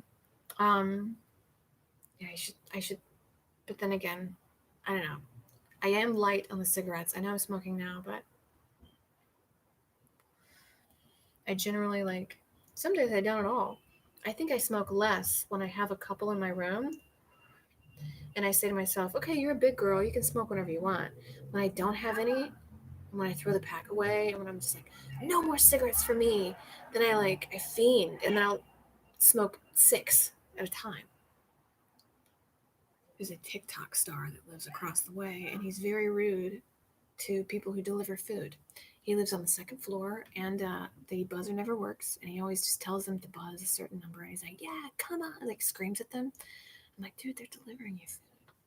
But yeah, I see him do his little TikTok dances all the time. And he sings. He has a nice voice, but you can tell he thinks his voice is better than it is. I think I just don't like him. He's very loud. When someone's like too loud and you know their whole business, and you're like, I shouldn't know your life. Like, why are you being so loud? They just have no sense of the space around them. It's like people in the New York subways when they don't stand out of the way of the door that opens, and then people have to get out or get on, and they bump into them, and they're like, "Oh, why'd you bump into me?" I don't know, dude. 'Cause you're standing in the fucking way. What a turd. Oh, bye, Fiendish Pickle. Have a good night. I understand that. I want to know the psychology behind it. Like, why is it easier to stay away from something when you have a little bit of it at your house? Yeah, it's just easier. It's just easier to like set your brain somewhere else and not think about hard things. My roommate has a Godzilla doll that he kept on the porch, and my other roommates used it as an ashtray. And one morning I woke up to an insane atomic fight over the. Sometimes little men just gotta yell because they feel like they're not in charge of anything. He is a little guy. How did you know that, JoJass? He's a little short turd. And not saying all short people are loud, but a lot of them are like yappy dogs. Like the dog that shits everywhere. It's a yappy dog that no one ever disciplines. They always discipline the big dogs. They never discipline the little dogs. They're like, oh, he's sweet. He's fine. He won't bite. He usually will bite. They'll fucking kick that dog. If you have a little yappy dog and it's yapping at me, and I love dogs, right? And it's always the owner, it's never the dog, right? But if it's a little yappy shit and it's coming at me, like their fucking dog tries to come at me, I will kick that fucking dog. To the moon. I gotta think about my own safety. I quit years ago, but when I have a chain smoke, half a pack, yeah. Felt sick as hell the next day and don't do it again for another year or so. I remember that feeling keeps me going next time. Yeah, WJ. Like a big reason why I'll wake up and not smoke some days is I'm like, oh, I feel like sick from the last time. So then I won't smoke for like a day or two. And then I feel fine. I'm like, well, better treat myself with a cigarette. It's like drinking. Like I'll go a few days without drinking and be like, oh, I feel great. Okay, let's celebrate. Make myself feel like shit again. I did get a fried fish sandwich earlier, and I have the other half in my fridge. Napoleonic complex. I hear Napoleon wasn't that short. I hear that's just like propaganda made up about him, but it works. Isn't it crazy how propaganda lasts? What I meant mentally ill, like my boss is like 2-3 my size on a good day, but he's not an asshat with an inferiority complex. For the time he was average, yeah, I don't know. I've dated some short dudes. It's a lot of puffing up the chest. Walking down the street and like always getting into fights. I would go to like TSA, they get into fights. The bar, they get into fights. The wait staff, they get into fights. And eventually, they fight you. A historian. That's how I quit smoking. I spent one night chain smoking. Yeah, you got sick for 3 days, H. Gromke, and then you quit. Grandiosity complex. You're right. I'm a cat guy. If my cat's making some crazy noise, then I know that she's in trouble, and that's something that I need to pay attention to. Not something annoying like the neighbor dropped something. Yeah. Yeah, if the neighbor drops something, your cat's fine. Or if like I touch the doorknob, dog's gonna bark, bark, bark, bark, bark. But a cat's just gonna run and scurry away. What's that meth dealer boyfriend? Oh yeah. Yeah, I think I went on a date with a guy that did meth. And again, I was 25 and I tried it and I liked it. So I had to break up with him because I was like, I can't. This is not my life, dude. And he was so shocked and offended when I broke up with him. I was like, sorry. He was an antique book dealer. And I didn't know that that was a profession. I wonder how he's doing now. People are buying those books.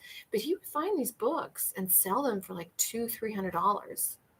Antique books. People love it. How tall am I? I am 5'8".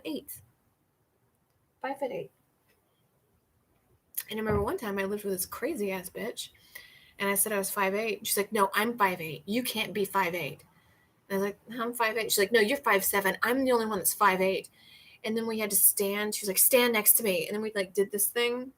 She's like, see, I'm taller than you. And I was like, okay. Okay. She also has a kid, and last I heard, she was drunk driving around in her husband's Tesla. She has a lot of money. I feel like I say too much about people on here. That's why I never say their names. But I hope she's well. She might be doing really well. She has a kid. She has a family. She has a husband who loves her. Okay, she's doing better than me. I am on my front porch drinking whiskey under candlelight, surrounded by dog shit. You know what I mean? I have no right to shit on people. The books were hollowed out and stuff with that meth, probably. Probably, Davis. Now that you say it, I never thought about this. I was like, how is he selling these $200 books? There's meth in those books. I never put two and two together. I was like, he just does meth on the side. And I'm going to scream antique book dealer addicted to meth. Also, people insecure about their height are the worst people in the world. Like, fuck's sake, you can't help that. It doesn't affect your life. Yeah, it's fine. And they're always the first to complain about women on Bumble that say, like, he has to be 5'10" or whatever. And they take that as, like, I don't know, like someone has a gun to their head. It's fine. You can't help it. I'm also, in my mid 30s. A lot of guys don't want to date me because my eggs are too old. Is basically what they say. I've told some guys my age, and they go, ugh, on a date. I'm a little over 5'8", but I tell people I'm 5'9" because it's 69 inches tall. Good job. Like, I'm around 6 foot tall and shouldn't be saying that, but I don't know the exact measurement and don't care if you do. Measure my height. Bitch, yes, it's fine. And like, short dudes get pussy all the time. It's okay if you have a good personality. You can be an ugly, short, fat, broke dude, but if you have a good personality, you can get pussy. I promise. I have known so many girls, beautiful women, who were like, "Yeah, I fucked that guy. He was like because he was nice to me." Because he came up and talked to me like as a human being. You can get pussy. But that's why a lot of those, like, there's a lot of these, like, dudes on the internet that have how to pick up chicks forums, and it's like, pay me money. I'll show you how to get chicks. I'll show you how to take the red pill or whatever. And they really just want your money. And they're doing it because there's, like, all these men raised without dads. So they don't know how to talk to women. They don't know how to treat women. They don't know themselves, like, how am I supposed to look and feel and be, to, like, look up to a dad and see that. Because their dads just fucking leave. And they end up blaming women. Kids are hard to deal with than a dog shit. Vance, you got 2 kids? Good for you, Vance. I love short dudes. I'm 5'0", and I appreciate not having to stand on a chair to make out. Oh, WJ. Not if you had pickup artists are the worst. Yeah, Henry, they're the worst. Henry Bisapska figured it out. Yeah, see, like, Henry, he's a shorter guy, but he's, like, married to, like, one of the most beautiful women. Who's, like, artistic and has her own shit together and, like, interesting, You can figure it out. You can do it. Short guys, it's not over for you. You can fucking, like, marry a beautiful woman. And they all have this lie where they're just like, women would rather be in harems than settle down. I'm like, no, I think women would rather have a boyfriend. Most women I speak to, we would rather have, like, a partner and not a harem. Maybe you're talking to, like, crazy women. Tom Cruise in Magnolia, yes, is a character I do when I'm drunk in the mood, an incredible asshole. Bonanzo, yes, Tom Cruise in Magnolia is... I forgot about that character. There's so many of those dudes. Any guy on Twitter who has red pill he's Tom Cruise in Magnolia. Narcissists.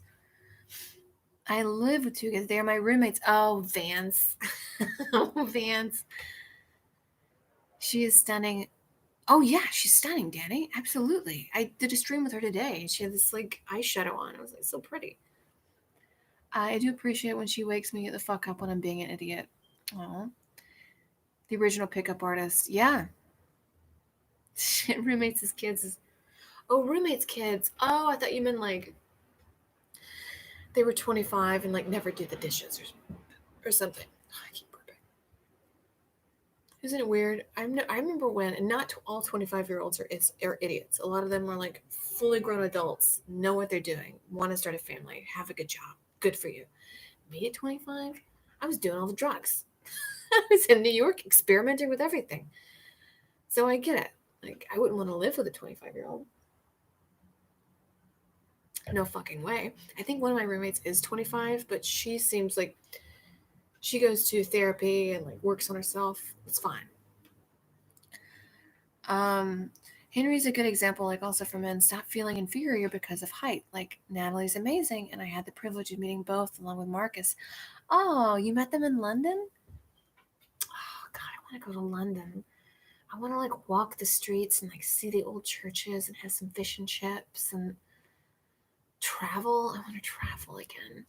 I want to travel so bad. I was saving up, and I'm glad I did because I didn't get unemployment forever. So I'm glad I had some savings. I was saving up to take a European trip because I'm half German, I'm half Welsh. So I wanted to see these places. I also wanted to go to Spain for some tapas. I want to go to Italy for some like good wine, some pasta, some homemade fresh pasta by some nonna. I wanted to see the world. And now all these states and places are closing up. Can't go to Norway, can't go to Spain. They closed the borders. Spain's closed the borders. Can't go get that tapas. I want to get some like blackened octopus and sit by the ocean and have like a beautiful woman talk to me. That's what I want. I want to like drink some port in the afternoon and laugh with men with like red cheeks. That's what I want. Can't do that. Sorry, that's the old world. It's all sterilized now. You can't just go kiss a stranger on the mouth. You gotta wear your stupid little mask and your head shield and your gloves and wash your hands every 5 seconds. The red pill in Matrix was a metaphor for estrogen. The movie was written by two trans sisters, and it's about becoming your true self, not emotionally abusing women at bars. Yeah. Yes, you're right, Davis. It was written by two trans people. And I didn't know it was about estrogen, the red pill or the blue pill. Interesting. Nobody's letting Americans in, really. Others are under restrictions. Nobody's letting Americans in. So if I were to go anywhere in the world and be like, "Hi, I'm from America," and they can tell because we've got our big dumb smiles and our big dumb eyes, like people can tell you're from America. We're a little more rotund because we have McDonald's. We smile a lot because I don't know. We're very smiley. We like our pop music. They can tell you're American, and they would just not let me in. I hear dating shorter can make you feel badass. Dating taller makes you feel dainty. I do, I have a friend who's a bit taller, and I feel nice. I feel nice.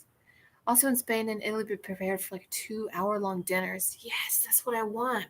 When I go to dinner, I want to order so much food. I want a little bit of everything. I want to get like 2 or 3 entrees. You know what I mean? Like split it with somebody and just like eat until I'm about to pop, and then go take an hour-long walk and like get it kind of working through me. That's what I want. I want wine. I want rare steaks and belly laughter. I want I want some branzino fish. I want like a fresh salad picked with greens from right out there. That's what I want. I want all of it. A few friends and I decide to move to Bali in a couple months. LA's feeling claustrophobic and nothing open anyway. You need to test, but you can get in. Interesting. You're moving to Bali, so you're not even visiting Bali. You're going to move?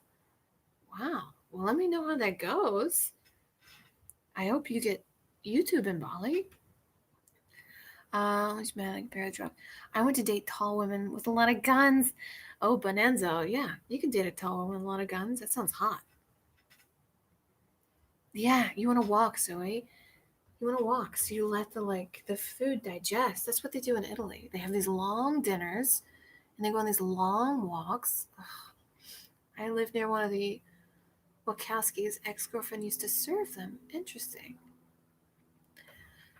Happening you're saving animals, open ending, but I'm thinking a year or two. Oh, so in like a year or two. In a year or two, you move to Bali. I mean, it sounds like you'll have some waterfalls. That's all I want. I was dreaming today. I really want to like save up and get land with a water well. Water's super important to me. I think every morning I make coffee and I'm just like, I have already used more water in this morning than most people in the world have all day. Just making coffee and making my like, I do a little shake in the morning with vital proteins, and already I'm using more water in the morning than most people in the world have all day. Cats and dogs are roaming the streets. Save them for us. Yeah. Who the fuck knows, Stardust? I mean, it's your life. I was talking to my mom a while ago, and I was talking to her about like I felt a little depressed because I'm like, what have I accomplished? What can I do? And she laughed because I was like, I feel old, and she laughed because she's like, you're still alive. She got her master's at 50 years old, so you can do it. I think that was like a Patrice O'Neill joke where he was like, if you get a certain age, your life is over. I'm like, he's a funny dude. I disagree with every single thing he says, Patrice O'Neill. Every single thing. I'm like, disagree. Still laugh. But your life is still here. And my mom got her, master's at 50. You can do it. You can learn another language, move to Bali. Who gives a fuck? Do whatever you want. You're still kicking. You're still alive. There's no rule. And that's another thing those red pill fucking dudes do. They're just like, by the time you're 25, you have your life figured out. I'm like, no, you don't. No, you don't at all. And they're big into like women's eggs. You can like harbor women's eggs, and that's your value. That's your whole value. I'm also a human being, dude. But they don't see that. I find that, and it's not every man with a single mom. Oh, wait, sorry. I went to Israel once, friendly with stray cats everywhere. Huh. Probably riddled with diseases, David. I used to think 65 was so old, but now my parents are 65. It seems so young. Yeah, Stardust. 65 is young. My parents were talking to me about moving, buying a condo, and they retired, and I'm 30 and just like, yeah, now's not the fucking time. Yeah, Jazz. I was thinking about it the other day. Like, at my age, people in the past had homes, they had a bit more savings, they had a lot more things, but I have lived through so many recessions and Wall Street getting bailed out over and over and over again, fucking us all over every time. In New York, I was living in New York before the recession, and I worked selling irons, luxury irons, for $200 each. People would go in and buy them. I was paying $500 a month for my room in New York, and I got a kickback from all the sales. So I made enough with this one part time job. And all of that in that story sounds crazy. It would never happen today. But that's what life used to be like. I would sell easy, like three $200 irons a shift, and then get a solid kickback with my $18 an hour. That was the base on this job. For my $500 a month room, like, none of that. None of that exists now. I'm thinking about van living once everyone I care for here is untethered. Well, WJ, do you have kids? Because, you know, you take care of people they're going to keep. Unless they're like kids under 18, you need to take care of them. But if they're just like an aunt that has an alcohol addiction, like she's just go live your life. Hi, I'm from Australia, mate. Hey, stupid eels. Hey. Welcome from Australia. What's it like 6 a.m. over there? Australia's crazy. Your national bird is a spider in the toilet. Every time like I see some weird animal video, like scorpion fights an eel, it's always in Australia. The last week has shown us the free market is bullshit and the elites are mad. Yeah, they're mad. It's always been bullshit. And like everybody I've spoken to who is well off, they started well off. I mean, granted, you can create some money and you can live for yourself. You are able to do that. Very fucking difficult, and you have to be kind of a piece of shit to do it. But most people I speak to that are very well off, enough to like buy a house, they were born that way. They went to private school. They gathered friend groups that they could rely on for jobs later on in life. They didn't grow up like some kid in Alabama smoking meth on a Tuesday. They did not do that. I definitely have a friend who is one of those private schools I've never heard of. And I asked him the other day, I was like, so I'm guessing that everybody, your peers, they either went on and developed some scientific breakthrough or they crashed their car drunk driving and daddy bailed them out. And he's like, absolutely, this is school. Why did that lady get her hand booked? Good idea. I'm gonna listen to my Steely Dan, get drunk, and catfish my friend Josh. Well, thank you, Bonanza. Thank you for coming on the stream. Spider in the toilet joke sent me. Thanks, Davis. Yes, you can live and be comfortable by squeezing into the system, but it's not common, and wealth is inherited and kept a close circle. Absolutely, they keep it in a close circle. I think Nancy Pelosi and invested in Tesla and electric cars, and then a week later, Biden announced that police will now drive electric cars. So they have insider trading. That's what they're all doing. They're just mad that normies are doing it. We all knew. I mean, I knew it was like a scam, but I was always like, oh, I can work hard and make my own coffee. No. Um, my only kid's in college. I'm only in Dallas because he has a room here. Well, WJ, get out. If they're in college, they're fine. They can figure it out. All you need is $1 million loan in the 70s. Yes, Emery. I think it's like $1 million loan, but also in the 70s, $1 million was like what, $5 million at that time. And also, if you had $1 million, you can put that most of it into a high interest, high APY account, and then make money with it just sitting there. So if you already have money, just put it into one of those accounts.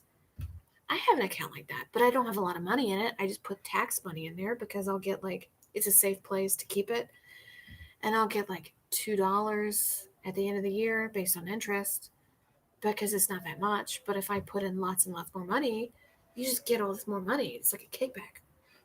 Money makes money. Tesla is bullshit with all the cash. In a few years, they're worth, they'll make. Yeah. My friend who is into cars says he doesn't like Tesla. He says it drives bland, he says.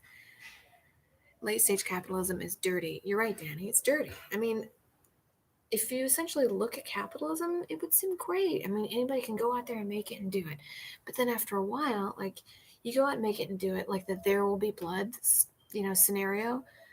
Their great great grandparents, broke their legs in a well and crawled out and made their own money, and they worked hard from nothing, right? And then they got all this money, and then they put their kids in these schools and the kids in these schools, and then after a while, you have generational wealth. Dirty fight. Money makes money, absolutely. Teslas are shit cars. Yeah, that's what my friend says. But he's super into cars. He drives a BMW. And he's like, I love it. He's good at it. He knows what he's doing. I don't know what I'm doing. But yeah, the money making money. It's real. And I didn't know that until I moved to New York. I always thought I don't know what I thought. I always thought, sometimes I go to bed hungry, but it's okay. And then I moved to New York and I saw just the buildings that people lived in, and people my age that they didn't have a job and their daddy just paid for it. And it was brick walls, beautiful view of Central Park, fireplace, gorgeous. And I was living in, I was living in mildew, dusted apartments, doing what I could. Just invested my first stocks when the market dropped after they stormed the Capitol. Good for you, Stardust. Saving and hoping I won't have to work till I die like everyone else in my family. Yeah. I would like to work, ideally, 3 days a week, just putting it out there, and then the rest of my time, read books, go on walks, whatever. But I mean, the system, the way it's set up, you just have to work until you fucking die. And that's not what life is about. The reason why California has such a it has one of the biggest like markets in the world is because people come here. He's not driving a Tesla. People come here and they're like, oh, I want to make it. I want to be a celebrity, but it's so expensive to live here that they have to work 2-3 jobs. So they're just working their fingers to the bone. That's why like we have such a big output. I would love to have my sister. I would have told my sister before she bought one. She must have battled on the Range Rover. So your sister bought Josh, your sister bought a Tesla. I hear they don't drive so good. Also, there's a thing with Citadel with the stock. So apparently, and I'm not going to describe this very well, but like Citadel owns Robinhood, and Robinhood's going under and wants to get bailed out. They're like asking their investors for money. I had stocks in Robinhood. I took most of them out because once you're asking people for money, no me gusta. So Citadel owns Robinhood, but Citadel also gave somebody who works in finance in the White House, they gave them lots and lots of money, like for a speaking fee or something. I wish I was more articulate in my research, but they gave the person who works for the government lots and lots of money for a speaking fee. And so for sure, they're going to get bailed out. They're going to get bailed out again. They always get bailed out. Tesla Model 3. I really want to move to Cali, but I can barely handle one job without having to hide in the bathroom constantly. I just quietly, secretly cry. Yeah, Davis. I mean, when I first moved here, I had 3 jobs. I could barely make ends meet. I mean, I kind of, once I sort of like understood how the city worked, then I could like find a better one, but it definitely took at least 2 years of working. Don't you get a spaceship after buying like 100 shares in Tesla? Yeah, you get your own private spaceship.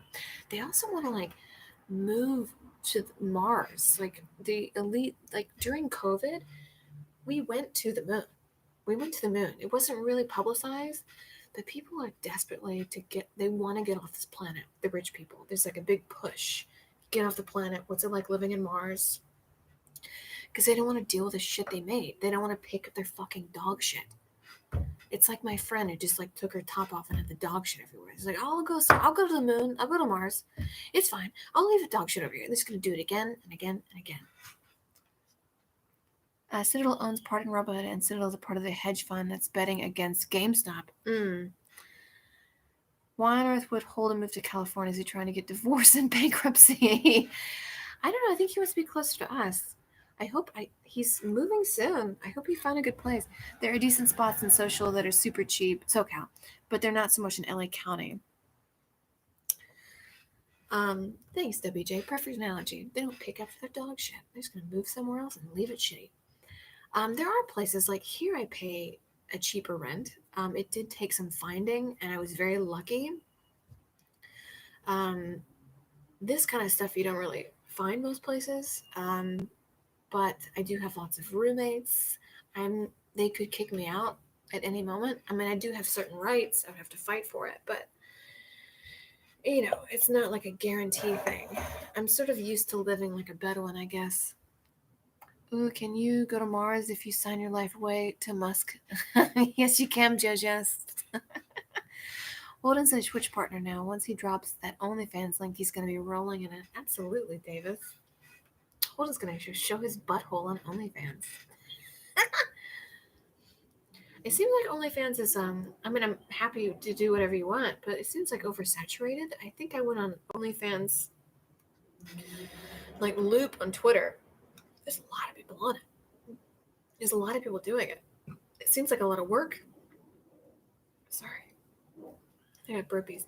It seems like a lot of work, and it seems like there's a lot of people doing it. I mean, do whatever you want, but there's a lot of competition. But that's the way everywhere. My last cigarette. And I know it's my last cigarette because that's the only one I brought out here with me. I'll smoke this. 2 hours? This has been fun. Thanks for sticking around these 2 hours. You can do whatever, really. It's not all sexual, apparently. But I ain't paying y'all. Yeah, somebody said that OnlyFans, like, athletes have OnlyFans because they're like, you know, it's your only fan. Like they're just paying you directly. So, a lot of sex workers are on it, great, but it's also people that don't do that. They want to show you their workouts or maybe like show you their new invention or whatever. So it's not only sex work. Hi Amby, how are you? Late today. How's it been going on? Well, Nelson, it's been going well.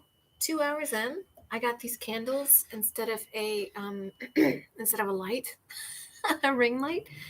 I sort of refuse to get a ring light, and I should because I'm working in the media. Everybody has a ring light, but I don't like how it looks. I don't like how fake it looks. I also don't like fake teeth. I don't like lots of plastic surgery. I mean, do whatever you want with your own body, but I think it looks like you're an alien. Oh, love hanging out with everyone. Hey, Mike. Yeah, OnlyFans is about to ditch the sex. It's about to ditch the sex workers. They used to give them to gain name recognition and then dump them. It's happened before. Apparently, the same person. Oh no, Vance, are you serious? I mean, sex workers like need a space to perform and make money that isn't dangerous. Like a good thing about OnlyFans is they're not answering to a pimp. I mean, sure, OnlyFans takes a little bit of the money, but it's not like some John Doe beating you up and taking all of it. They're not on the street walking around, which is so dangerous. You're in the comfort of your home. They should have that. You can do like personal training and shit in there, really whatever. Also, ring lights aren't fooling anybody at this point. Yeah, Blue Jess, like people get it. No ring lights. Damn, Violet and Vance, I gotta look into this. That is sad. They need a platform. Well, hopefully they can make their own platform. I don't know. I thought I was gonna miss the live chat today because I had a date tonight. You got stood up, Nelson. Nelson, you got stood up on your date. Like, did you show up at the restaurant and they weren't there? Oh, I got stood up before. I showed up to the coffee shop. He just straight up never showed up. I'm sorry, Nelson. It really sucks.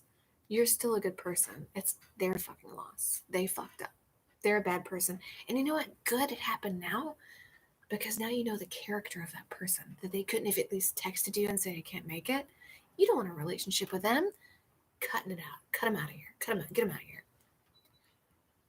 Isn't that how Pornhub started?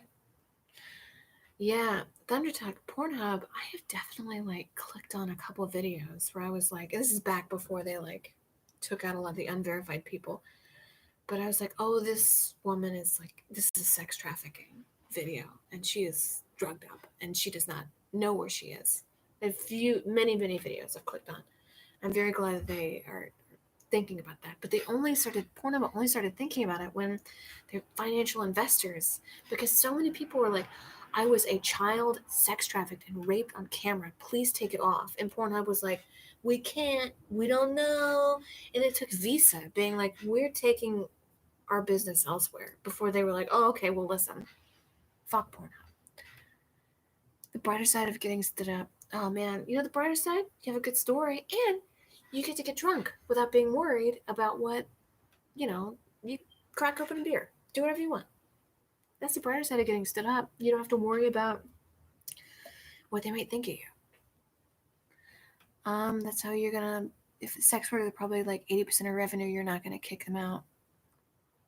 Wait, that's how you lose your base.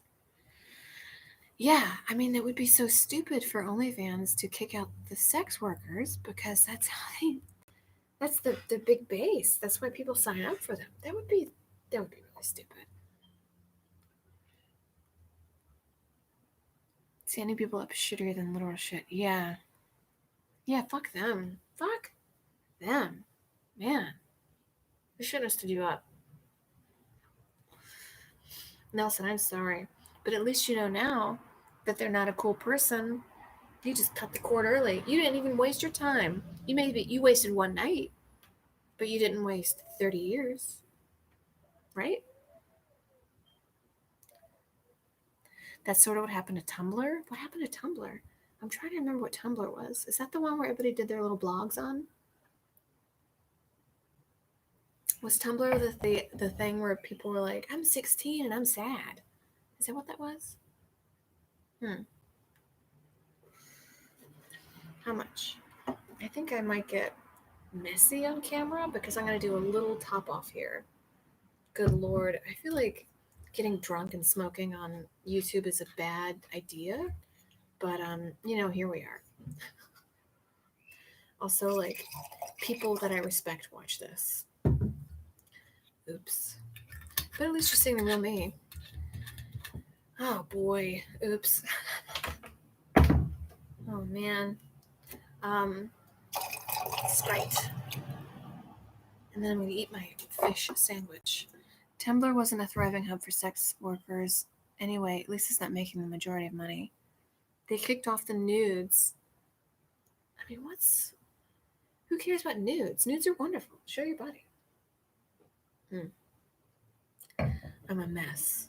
Look at me sitting out here with all these candles, just drinking. I'm not sitting in dog shit, but like, I wonder if I can move this camera so you can see the dog shit that I see. Can you? It's like, I don't know. I can't really see it. Oh boy. Thanks for lasting this long.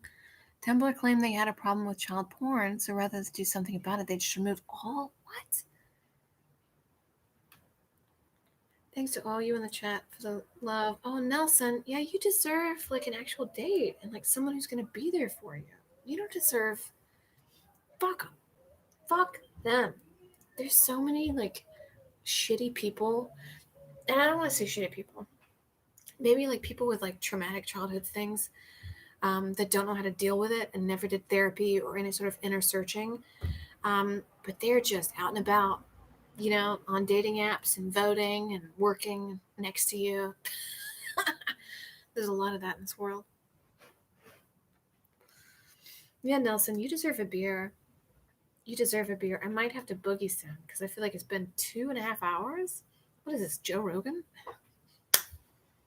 What is this, Joe Rogan for ladies? I would love to do like a Joe Rogan for women. I'm on for like 2.5 hours and I just talk about tarot cards and your feelings. We still talk about DMT as we did earlier. We talked about all the drugs. Sorry to hear that, but yeah, it's expected that OnlyFans is going to bomb once they dump people. Why is OnlyFans doing that? I mean, it's not like they're being forced. Like, it's not like a child sex trafficking ring or anything. It's people that want to make money doing what they want. And that's the only reason people subscribe to OnlyFans. Don't they realize that their whole company's going to tank once they do this? Wow. Very stupid. Jill Rogan. Yes, this is the Jill Rogan show. Yeah, Emery, apparently, like, there's other people on OnlyFans that, like, want to show you their little inventions and their tricks to lose weight or whatever. But, we know it as people that want to make money off of sex. Which they should, because it's their fucking body. Fuck yeah, yeah. Small Town Murder and Crime and Sports are also Arizona-based comedians with great podcasts. I'm really enjoying this Peter Jackson link stream. Yeah, it's my ring, a candles light. I don't have a light ring. I'm not going to buy one. I'm going to put my foot down. I'm not going to buy one because people are like, you should get a ring light for like all your stuff. I'm like, no, I'm not going to do it. To me, it's like them saying like, you should get plastic surgery. I'm not going to do it. No. I will have a ring light and be old and wrinkly for all of you.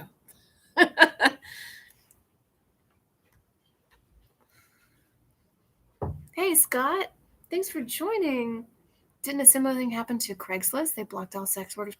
A similar thing happened to Craigslist. Because, I mean, I would go on Craigslist and, like, get furniture and whatnot. But I would also, like, I never gone on a sexy date. But people would go on little sexy dates off of Craigslist. And it was good for, like, what if you're lonely in New York and you want to hook up? That's what New York is for, by the way. There's a lot of, like, random hookups.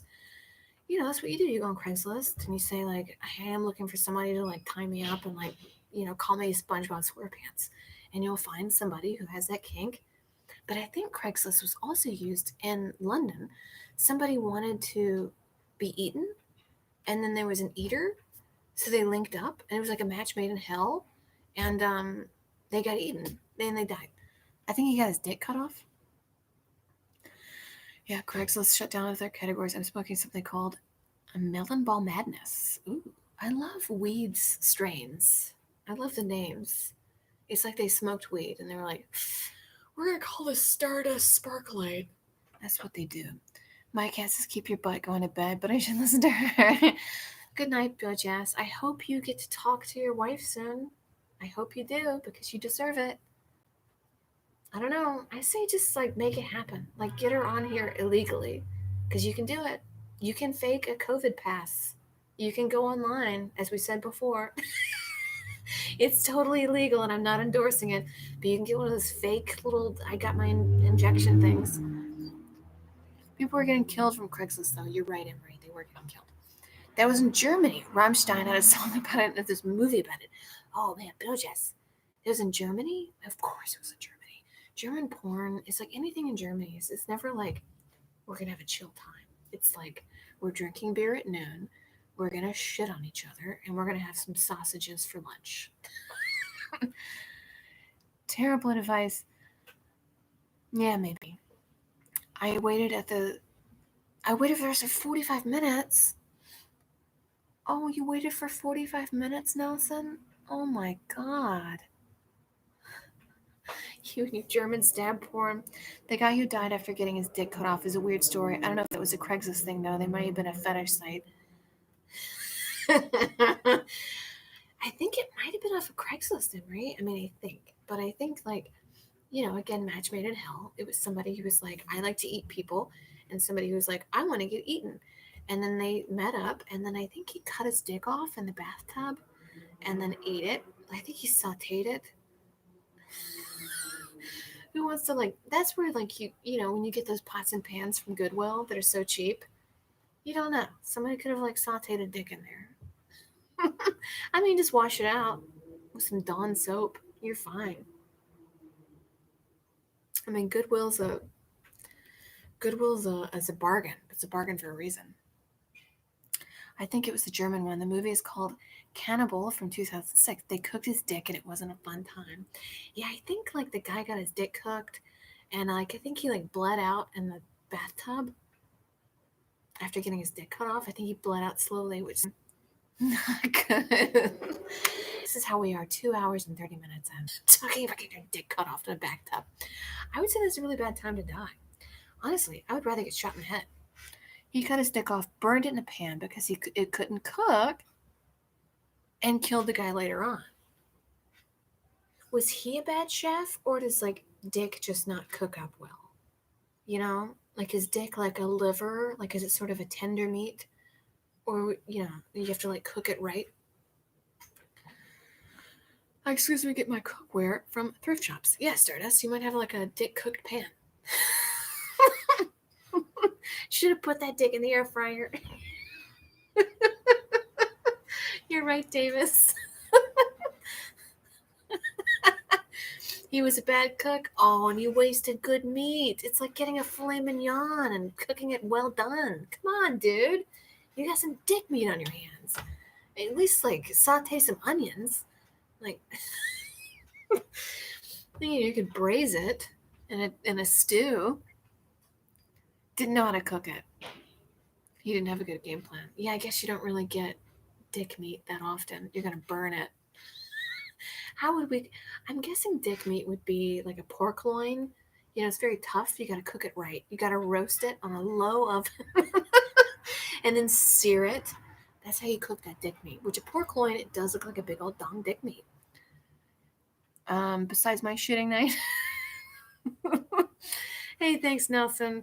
Thanks for my several dicks in a crock pot with barbecue sauce and onions. Yes, Vance, that's how you do it. That's how you cook the dick meat. You got to go low and slow. You gotta set that dick meat crock pot on for like 3 hours. Go to work, pretend like nothing happened, get an alibi. What would your alibi be? Like, would you have a good friend and be like, oh my God, I gotta go to the bathroom and like take a deuce and then like go home and kill somebody and then come back for a drink? Would that be your alibi? Would that work? You're gonna braise that dick meat. Next cookie should be sauteed dick. Yes, Stardust.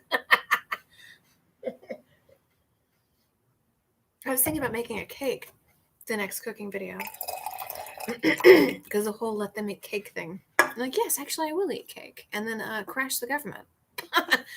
I want to propose, and hear me out. I want to propose not paying taxes because the government's done jack shit.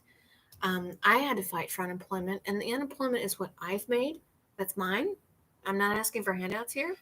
But what do we get? Like a $600 stimulus check, and then a year ago a $1,200 stimulus. Like, what is this? And we're all out of work because it's a plague. We can't go back to work. Everything's shut down. Like, do we not pay our taxes this year? Is that a thing? I'd be clocked at work and just pop out for a while and just be like, no, it's working. Yes, you're right, Violet. This is limoncello LaCroix. It's got like a creamy taste to it. It's really good. I've been into drinking LaCroix lately because I feel like it's alcohol, but not really drinking because it's like bubbly and fun, kind of like a kombucha. So I'll like crack open one of these instead of drinking. It's good. But do we not pay our taxes? Oh, thanks, Nelson. Yeah, I like little fun colors. I think you're talking about being a sovereign citizen. Yeah, I mean, like, as a woman who lived in Saudi Arabia, we used to not be able to drive. And it took every single woman saying, fuck you, I'm getting behind the wheel of this car and driving for the king to be like, okay, well, I guess they can all drive because they can't kill them all. They can't arrest us all if we don't pay our taxes. Is this a kooky idea? Am I going to get arrested? Creamy is how to describe it. I don't think anyone else would understand. Yeah, but it's creamy. It's creamy beverage. Yeah, Pito Jazz. Women are still in jail for driving because it takes like a few people to start it before people are like, oh, that's a radical idea. I'm joining in. It takes a few people to start it up, and they will be arrested and go to jail forever.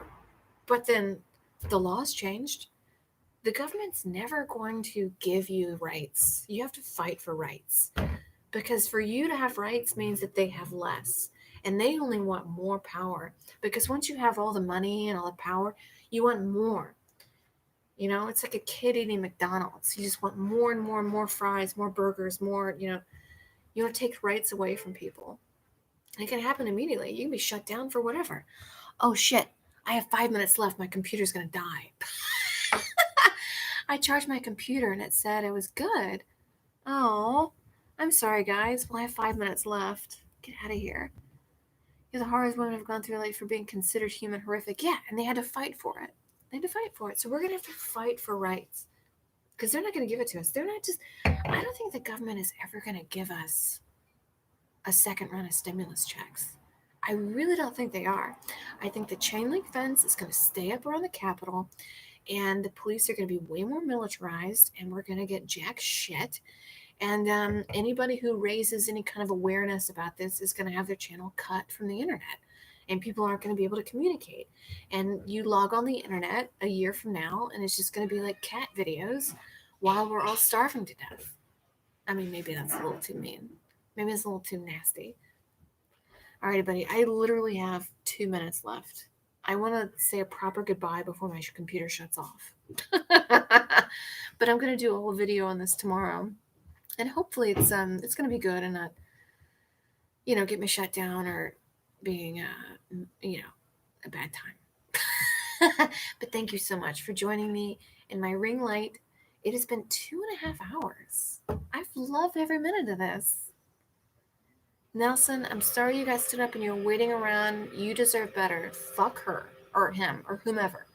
Or whomever came to fuck you over. Fuck them. You deserve better. Hey, I'll see you guys next week, 6 o'clock. We'll try for Twitch. I'm going to try to get it done. And if it doesn't get done, we'll do this again. All right, bye. Bye, everybody. This is fun.